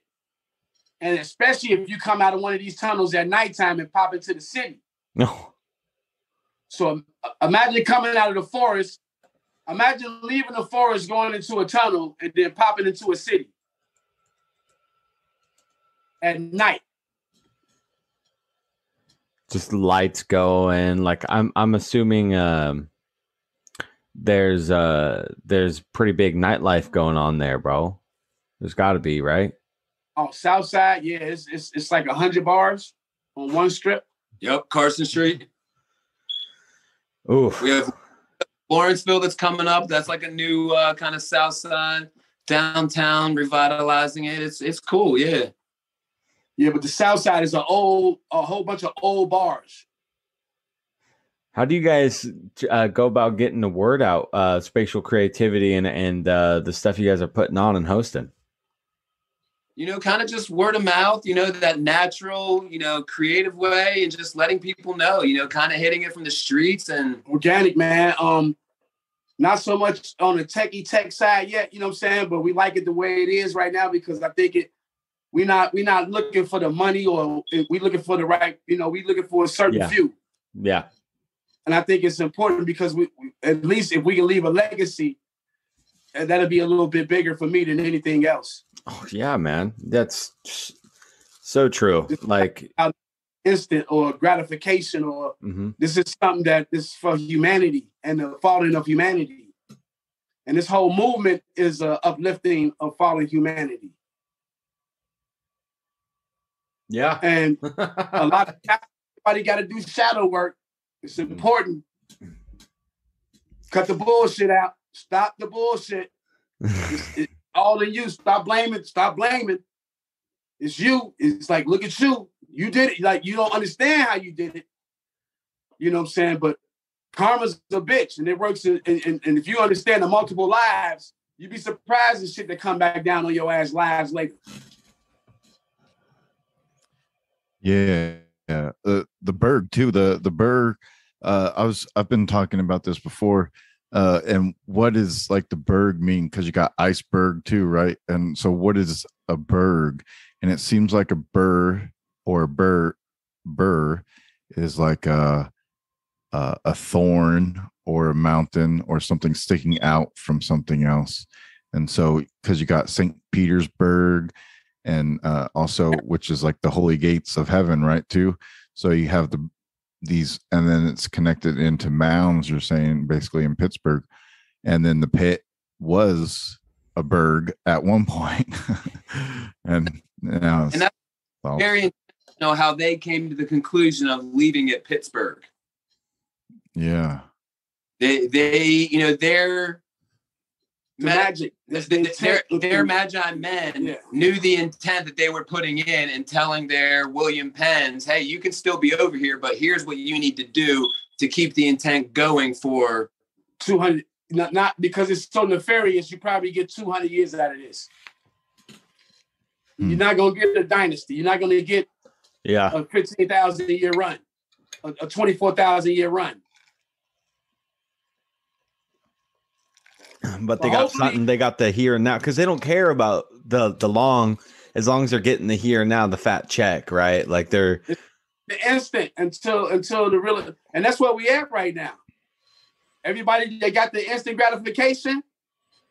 It's a fucking, like, you know, and again, we still on lag time. So a lot of people still in slow, like it's already over. Yeah. These are just the remnants. We on remnant time right now. Yeah. Remnant time. I like that. That's I'm gonna have to name a song after that or something. We're living in remnant time, man. That's cool. Yeah, look at, you know, characters like Jesus, right? Or, you know, the Egyptians, you know, like they we don't even have any real like all we have is the big deep story of that. And, you know, Jesus's character, like you don't remember all the people that were fucking bashing on him, you know, but like his stories, his legacy is here. And legacy, you know, like what's that classic story? Rudolph the red-nosed reindeer, he'll go down in history. You know, like the legacy, bro. I mean, it's because he was different, but his intentions were fire. Yeah, so as a Gnostic, I have a perspective on, you know, but you know, in any case, man. Today is a super, the hour that we're in right now is incredible. And I don't think any timeline to be able to shift what's taking place in any case. And it's forcing people to get on board or get out the way. Yeah. It's a scary time for people. It's a fight for power. It's a fight like it's going down. The cat is in the corner. The raccoon's in the corner. Yep. Thumbs up, you know, get your thumb, hit your ride. Like, bro, don't leave without me, man. I'm ready. My bags is I don't got any bags. I got my threads and I'm good. Yeah. I got my bath tail ready. Yes. Have you guys heard of falling water before? No. Frank Lloyd Wright, I believe, like early on in his career, he was at the Chicago's World Fair from outside of Pittsburgh. And then the Kaufmans, who have like the Kaufman department stores and everything, they hired him to build a house over top of a waterfall about an hour south of Pittsburgh in the Laurel Highlands. And that house is called Falling Water. Like if you pull that up, like it's just a beautiful house. And it's kind of, that happened in maybe 1950s, 1970s. And Michael kind of did some of his lecture on that. And that's the birth of like the modern day home where we can incorporate building our structures off of the land where we're not inhibiting from the land and we're actually helping the structure or the flow or the efficiency of the house. And I think we had brought up early in the conversation about, you know, just houses and structures and how they are. But a gentleman, Eugene Tussey, he built a house out of a tardigrade for his parents. Yeah, in Sanford. That was out in Northern Cali, I believe.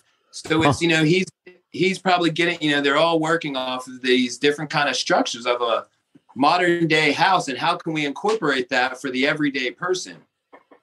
And, you know, a lot of these corporations for this time have on a whole, but it's up to us in these creative areas like Pittsburgh to say, you know what, I don't want to just create this for my family. I want to create this for my community. How many tiny homes, how many homes can we get with the natural springs and the environment that's right there around us? Wow. He did the World's Fair? He was at the World's Fair, just learning and educating in Chicago back then, and then came with all of this knowledge and information. And that's another Pittsburgh connection, that the World's Fair, that's where the inspiration, a lot of those, the White City is where the movie Oz came from, The Wizard of Oz. What? Yes. Chicago, like that whole history over there, and the whole Egyptian connection, and the Oriental Institute, and everything in the University of Chicago right there, all that was used to be called White City. In Chicago? Yeah, check out Jane Wilder and the White City. This is gonna blow your mind. Like this goes in like that World Fair shit was a disguise for something else that was going on that they were switching over, or for sure, some place. Yep. Yeah, basically like kind of like what modern or mainstream media can do to us now, or do to a nation and do to society at today's age. You got like this indoctrination type of thing going on to like implement like, hey, this is new, this is hot, this is exactly what is, you know, like this, everything you need to know. This is the World's Fair, baby. You know, like tune in, everybody's here. What's going on here is the future. And it's like, fully indoctrination. And I think that's what a lot of this you know, like the mud flood, Tartaria, like that whole paradigm, that whole that realm. I think a lot of it, what they're tying into is these. I wouldn't like. I think obviously there are obviously some anomalies that happen, physical anomalies like a mud flood, you know, or things, you know, liquefaction is a thing. I think that happened, but what I think a lot of them are alluding to is a mud flood of information and a mud flood of consciousness, and like kind of just like, you know, it just ages of indoctrination, like these different stages and ages of indoctrination. I can dig that. I can dig that. I can most definitely take that. This whole Tartarian thing came kind of out of nowhere too, for me at least. Not to disqualify it by no means, but I just started hearing about Tartaria in the last probably 5-6 years. Mm-hmm. Like literally, like out of like, and then the mud flood, you know, like all of a sudden, like bombarded with the shit. And I don't know if it's got something to do with the Mandela effect or what the Philadelphia experience. I don't know what happened and whatever they CERN, who did what, but some shit happened, and all of a sudden there's this whole new, you know, lineup of shit. Oh man, okay. So that reminds me of another thing that you guys talked about on the video and interview that you guys did with the brothers from 40th, talking about Pittsburgh being a tech haven. Let me bring this up again real quick. There's a Pittsburgh, California that we found out just a little bit ago that's right next to Oakland, Silicon Valley, right Pittsburgh here. Being a what? Pittsburgh, tech haven. Like you have the Oculus Rift over there. That's where the Oculus was created, and it's like, let's dive into not just state companies from Uber. You know, Uber was out in San Francisco, and their self-driven department is out here in Pittsburgh now. That we have over in Lawrenceville, where I was saying is like a similar part of the South Side. They're trying to rehab it and make it be like the South Side. Over by the water in Lawrenceville, there's a whole robotics facility, warehouse facility. And, you know, some of it's connected to Carnegie Mellon. Some of it's connected to Google. There's a lot of different emerging tech coming out of Pittsburgh. Yeah, high level. Dude, like the fact that one of my favorite takeaways so far is this connection between Pittsburgh, you know, and San Francisco. I want you guys to come out here, and if you do, I'll swoop you up from the airport. You guys can come stay on the farm. I'm a cannabis cultivator out here, bro. You guys are more than welcome. You know what I'm saying? We got plants as big as the house, dude. So Yeah, come out to Mendo, man. Like, I would love to maybe do like a San Francisco walkthrough with you guys. Like, Dan and I went and did some San Francisco shit. And bro, I mean, it's definitely not as old as a city as Pittsburgh, but there's some connections, man, we could make. It would be real tight, dude. Yeah, you could be onto something with that. Pittsburgh, California, Oakland, Pittsburgh, Pennsylvania, Oakland here. Yeah. I'm wondering what, like, now I'm going to have to do some digging on like the San Francisco stuff, but you know, we got a lot more of the Spanish influence here. But the thing is, with the Europeans, they were, you know, the conquistadors went to South America first. So, you know, that's a thing that we were kind of tying into the whole Ancient Americas month that we did, like that we're finding out that America for sure, you know, was known about, North America, that is, was known about and potential like a big trading hub. Like it was a very provident piece of land that wasn't just inhabited by, you know, the indigenous Native Americans. Like there was some other shit going on for years. And especially if you, it makes sense also if you think about, you know, the conquistadorian takeover of South America happening, you know, like it's not that, it's connected land, and it's easier, you would think, to get to North America from Europe than it would be to go to South America. Like it's a lot shorter of a distance, you know? So this mirroring image of, like, you know, you get a lot of stuff happening in Florida and California as well. There's a lot of syncs there, but this sync between Pittsburgh is really interesting. And yeah, I would love to go in more like well, okay, so I know it's getting late for you guys over there. It's almost midnight for you guys. So maybe some more syncs that happened, like maybe what happened at the observatory. Let's go into that, because I know the boys said that there was some cool shit that popped off there. Yeah, I wanted to bring up earlier, before we went to the observatory on Sunday, when we were at the ancient burial mounds in McKees Rocks. Yeah, there was brother Ras Naheem. He's just an adventurer, you know. He's got a lot of energy and stuff, and he was feeling everything that was happening. He's from Pittsburgh. He's got a business, a jewelry business called Infinite Treasures. We got a lot of footage of this stuff too, man. And he's down in Columbia, South Carolina. But he was up here for that. And after he started hiking up this mound, a whole part of our crew went up with him. But then Kufu, myself, brother Justin, Ras Ben, and a couple others stayed down below on the mound and just builded and felt the ancestors. And while we were down there, Kufu and Ras Naeem both have loud bird calls and whistles. Mm-hmm. And we saw over 2 hawks. It was the way they came. It was like one bird went back and got 2 more birds, and the 2 birds came back, and they were just like, huh? Man, you had, and then one crow.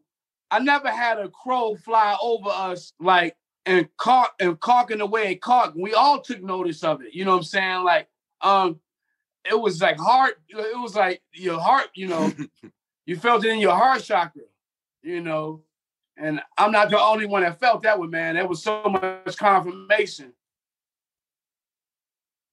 Wow, dude, that's powerful. Very powerful. Like you, because I take notice in the birds, and when you call upon your higher, you know, and it took a while for me to really get hip to this, because my mom she kind of like is very into the angels aspect, and so like, you know, it's like some of it's kind of like, all right, Ma, I get you. She's like, son, I need you to call upon your angels. Like if you're having troubles, you know, things. But now I'm with it, because like I've had enough experiences to where you know, and because I think there's been so much portrayed images of like what angels, like these white things with huge wings, you know, like, but it's just etheric energy, and it's vibrational consciousness. And so every time that I have had an experience where like I'm like wanting to just vibe out and like seek some answers, the synchronicities line up. And so what I'm noticing and what I'm getting at here, I'm alluding to, is like now when I do it here in Cali, you know, I notice birds birds are around when we're calling on those.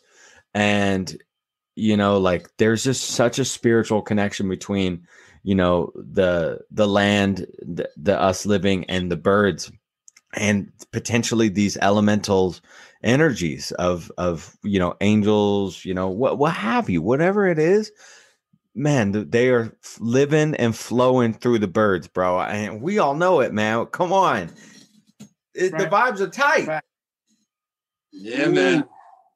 And then, so as we got up after we left the mounds, we went to the observatory, and Kufu and I just kind of, as we're doing all of this, getting ready, we had the House of Art and Soul, and we knew we were going there and the observatory, and we came up to one day upon Wissahickon Trail, which is like a similar, or we're still kind of researching. Like how to, like right next to the observatory, like.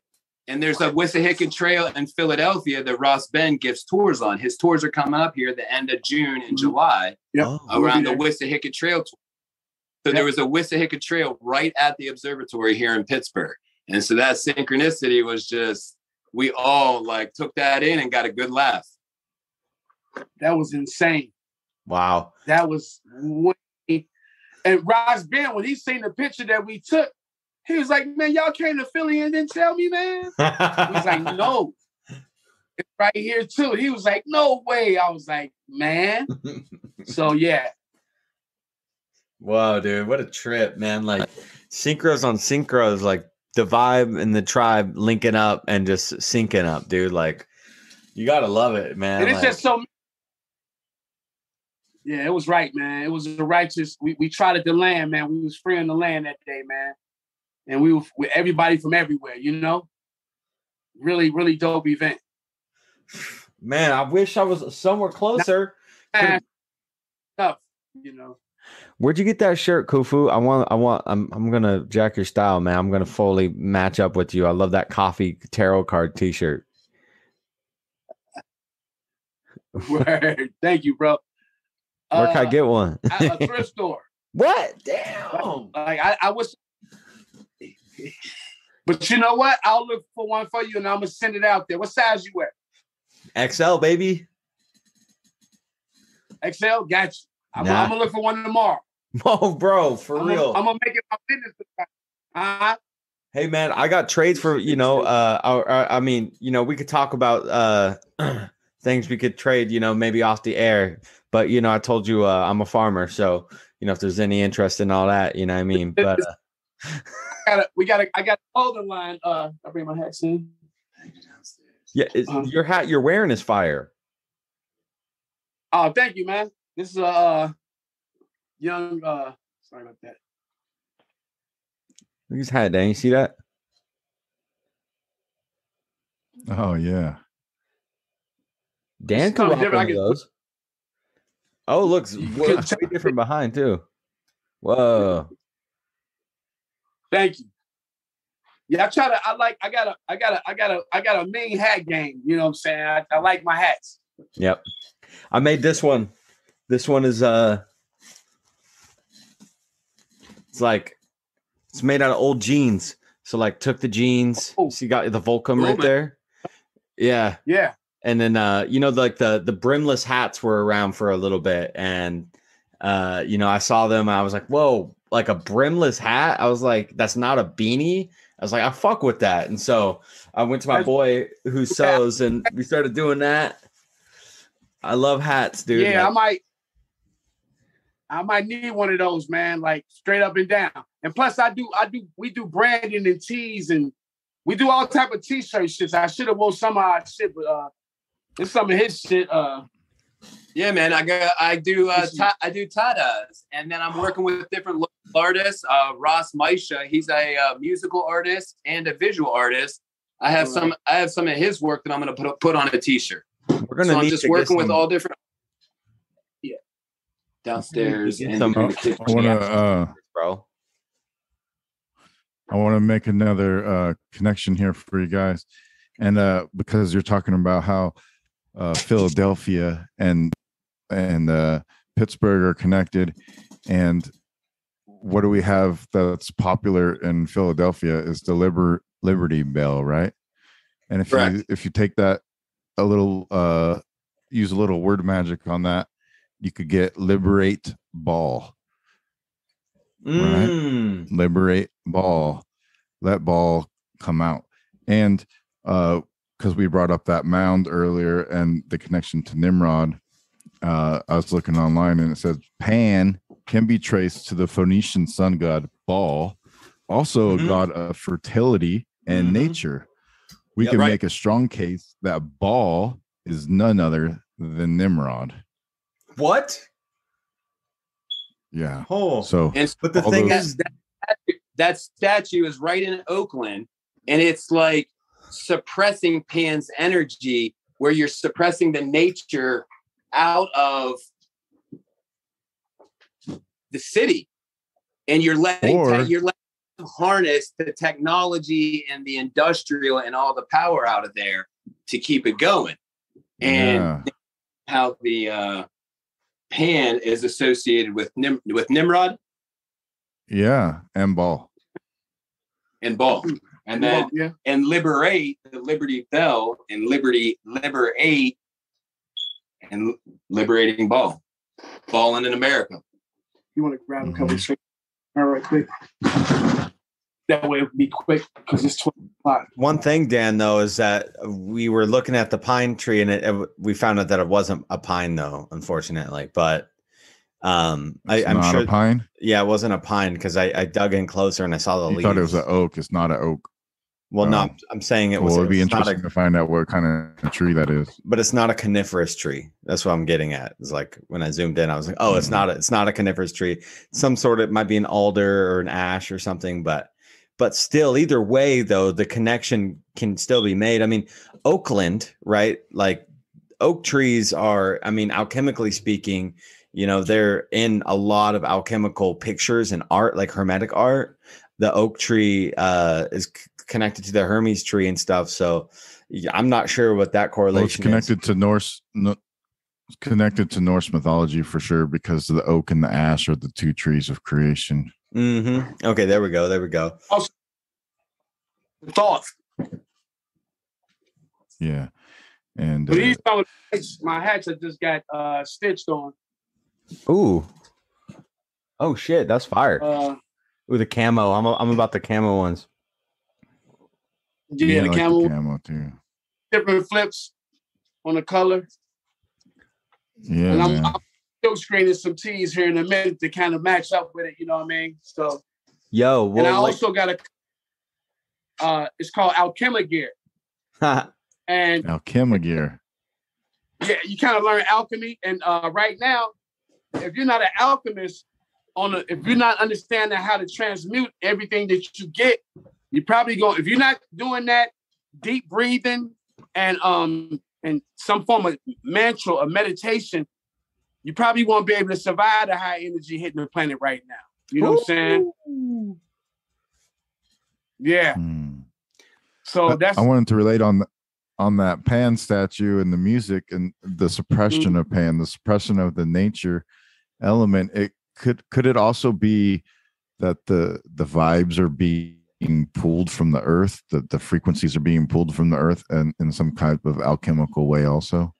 Well, yes, because we're talking a lot about resonance architecture and things like that, and maybe it's pulling energy up rather than suppressing.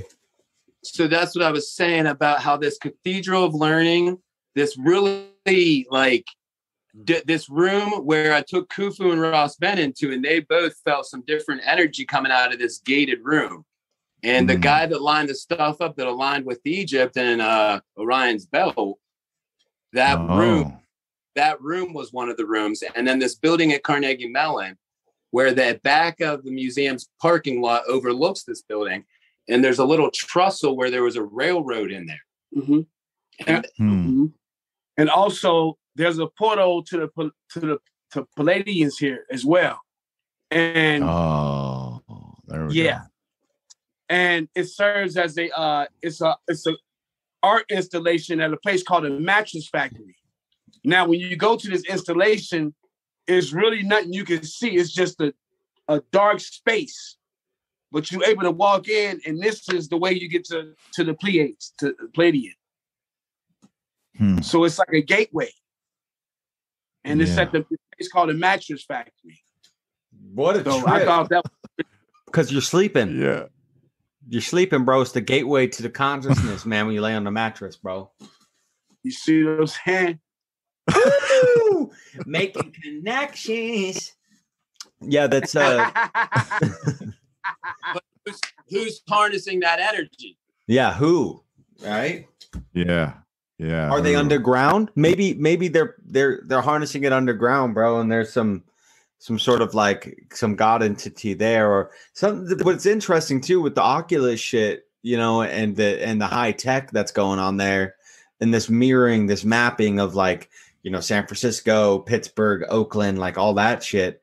It's like, yeah, who is harnessing this, and where is this directed energy going? Is it going into the system that they've created, and so therefore they're able to keep the money going?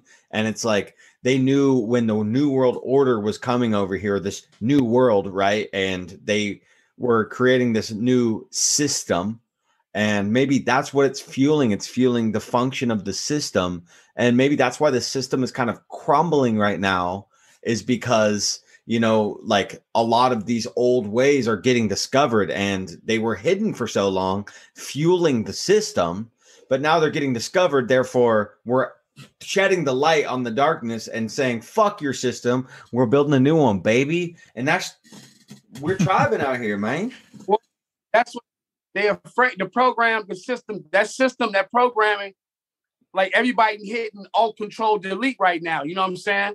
So it's like yes. that. You can't even upgrade that shit. You know what I'm saying? So I mean, like, yeah, the program is dead, man. It's just that again, we on the lag time. It's us that's keeping this shit alive. It's not me. It's like these others. Like, well, it's partly me because I'm part of the phenomenon. Yeah, of the cause and effect. You know, but I'm definitely aware. So it keeps me like on a certain part of this so-called system. You know what I'm saying? So. Again, we on like stuff. Pittsburgh is known as Steel City too, so they're obviously it's a lot of mining going on. Ogun. City of what? The city of Ogun. Ogun? Yeah, so if you juxtapose Ogun, like you could get these are Orisas, African Orisas. Ogun dealt with metal. So what god you know deal with metal? Iron. Tell me. Thor. Who? Thor. Metals. So this is city of Ogun because when the slaves came over, Ogun came over on a slave ship in spirit form and forged metal. This is where America was created at with the USS Steel, all that shit was here. Oh, no shit. Okay, yeah. No, my buddy Gabe, or our buddy Gabe, had copper mines up that way too, yeah? Yeah, there's copper mines, but there's something specific on the coastal side that our buddy Gabe, and I can't remember for the life of me, but now that you're saying this, a big metallurgist type of, fuck. I wish I remembered. Sorry, boys. But when I talk to Gabe, I'll definitely reach out and let you guys know on that. That's super interesting because that's something, you know, there's so many layers to these cakes, man. There's so many layers to this. And it's like there's, you know, when you look, you have to look at you got to look at the elements. If you want to like start to dissect the occult or the esoteric, then they work off of the elements. They know cosmology, elementals, things like that. So, you know, we obviously got the water, we got the land with the mounds, but something else is metal. And so that's a big one, and minerals. And so that's a whole other wormhole. I'm wondering where the fire element they play here. Huh? They understand it right side up. Yeah. But they have to play the upside down, the muse role, you know, and use that like to deceive, because there has to be a bit of truth in that to be able feel to the get system. over. You know what I'm saying? So You know, that's just part of the magic that's dying right now. That's actually dead. Again, it's the people that's keeping the system alive. They don't know. They've been slaves so long. Yeah. So like as Kufu was talking about the mattress factory and this different stuff where we have all these different people with so much creative talent around here in Pittsburgh. If you get a chance, if you can look up Pittsburgh paintball, I think it's arena. And it's over, and they took it to another level.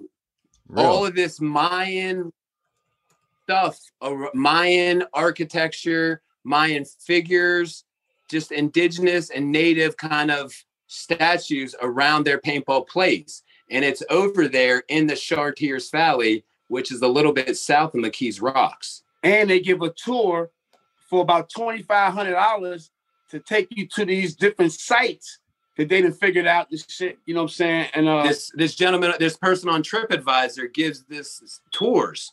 And one of his stops is this Pittsburgh paintball place in Pittsburgh. And another spot is Wheeling, West Virginia. And then where we were just at in Marietta, Ohio. Do they spray these planes with paint? Are they like just like being assholes, or are they outside of the structure? So I think they're outside. When I called them on the phone, they're outside, and we haven't been there. We're trying to get some different people, and I'll go just be a part of it and feel the land while we're having a good time. But we'll let you guys know once we go how to do that. Yeah, man. Yeah, we'll totally get back on the horn again, bro. So I don't think you guys got a chance to shout out anywhere people can go and find your guys' art and your products and stuff. I mean, you know, like let's give some any more like of the final thoughts that you guys want on the Pittsburgh stuff, and then plug away, bro. Plug all the things that you want to plug, because I think people will dig the art, man, and support you guys. I think we're gonna have the Pittsburgh Decoded 2.0 in August at the Lionsgate. So, again, we're gonna be using it. This is based off the intentions with the numbers, and I think this is going to be grand scale because we're figuring out a few things right now. And with Ras and his and Mike Wann with their expertise, you know what I'm saying? I think it's going to be shot off, you know what I'm saying? But other than that, in between that, we're going to be throwing a few events. We're setting up right now. So just be checking for us, man. We definitely keep you abreast of what we're doing. So, and with Spatial Creativity, you know. Yeah, I'm over on Instagram at Spatial Creativity. So much we do. I'm going to be over in Sharpsburg here in Pittsburgh for their Juneteenth. We're looking to link up with Infinite Treasures somewhere along the way, maybe a Caribbean festival or just different places. We'd love to maybe, branch out, come out to California and then just anywhere that, these lands can take us, and, freeing the land and just being generous to the people we come across along our way. Yeah. So we work for us. And our job is really now to hit these different titties. That's fact. Well, I'd love to further extend it too to the moving back out to the island. I got a small piece of property out there. I'm looking to do like some retreat stuff, and there's this. You said that, and it totally reminded me of this thing we call Pele's Booty. It's like right over by the north side, by some of these really popular beaches, and it's like this perfect hill that comes out, and it looks like this woman's butt. You know how like she'd be curving up like that, like just getting it up just a little bit, poking it out, laying down, and her legs go in the water, but her booty comes up and it goes down. And then even the locals recognize that because it's, Pele is like, she's one of the main goddesses of that culture. And, there's so much. It reminds me, I maybe want to get you guys in touch with the Grimerica boys, because they do this thing called Contact at the Cabin, and they do tours, and they'll bring guys like David Matheson out and Graham Hancock and stuff like that. And nice. Randall Carlson. And Randall Carlson. Yeah, no, they would totally dig this. So I'll totally hook you guys up with the email, or I'll hit up Graham and have them reach out to you or something. But that'd be cool too, because we got to blow this up, bro. Of course, dude. Like our brother Ras Ben says, many hands make light work, and that's what it's all about. Right, man. Dude. Pleasure, Okay. man. Yeah. Yes, sir. Any Yes, more? I. Yes, I. Any more closing thoughts before we go? Any more plugs? Oh man, just free the land. Free the fucking land. Yes, absolutely. Absolutely. You guys know you got to reach out to these guys. Check them out. The Spatial Creativity is with a T, by the way. It's TISPATIAL for those of you that might be looking for it with a C. But yeah, I know you guys, Fire Tribe, you guys enjoyed this. There's no doubt. And Dan, what is it we say? If you can't get down with that, wake up.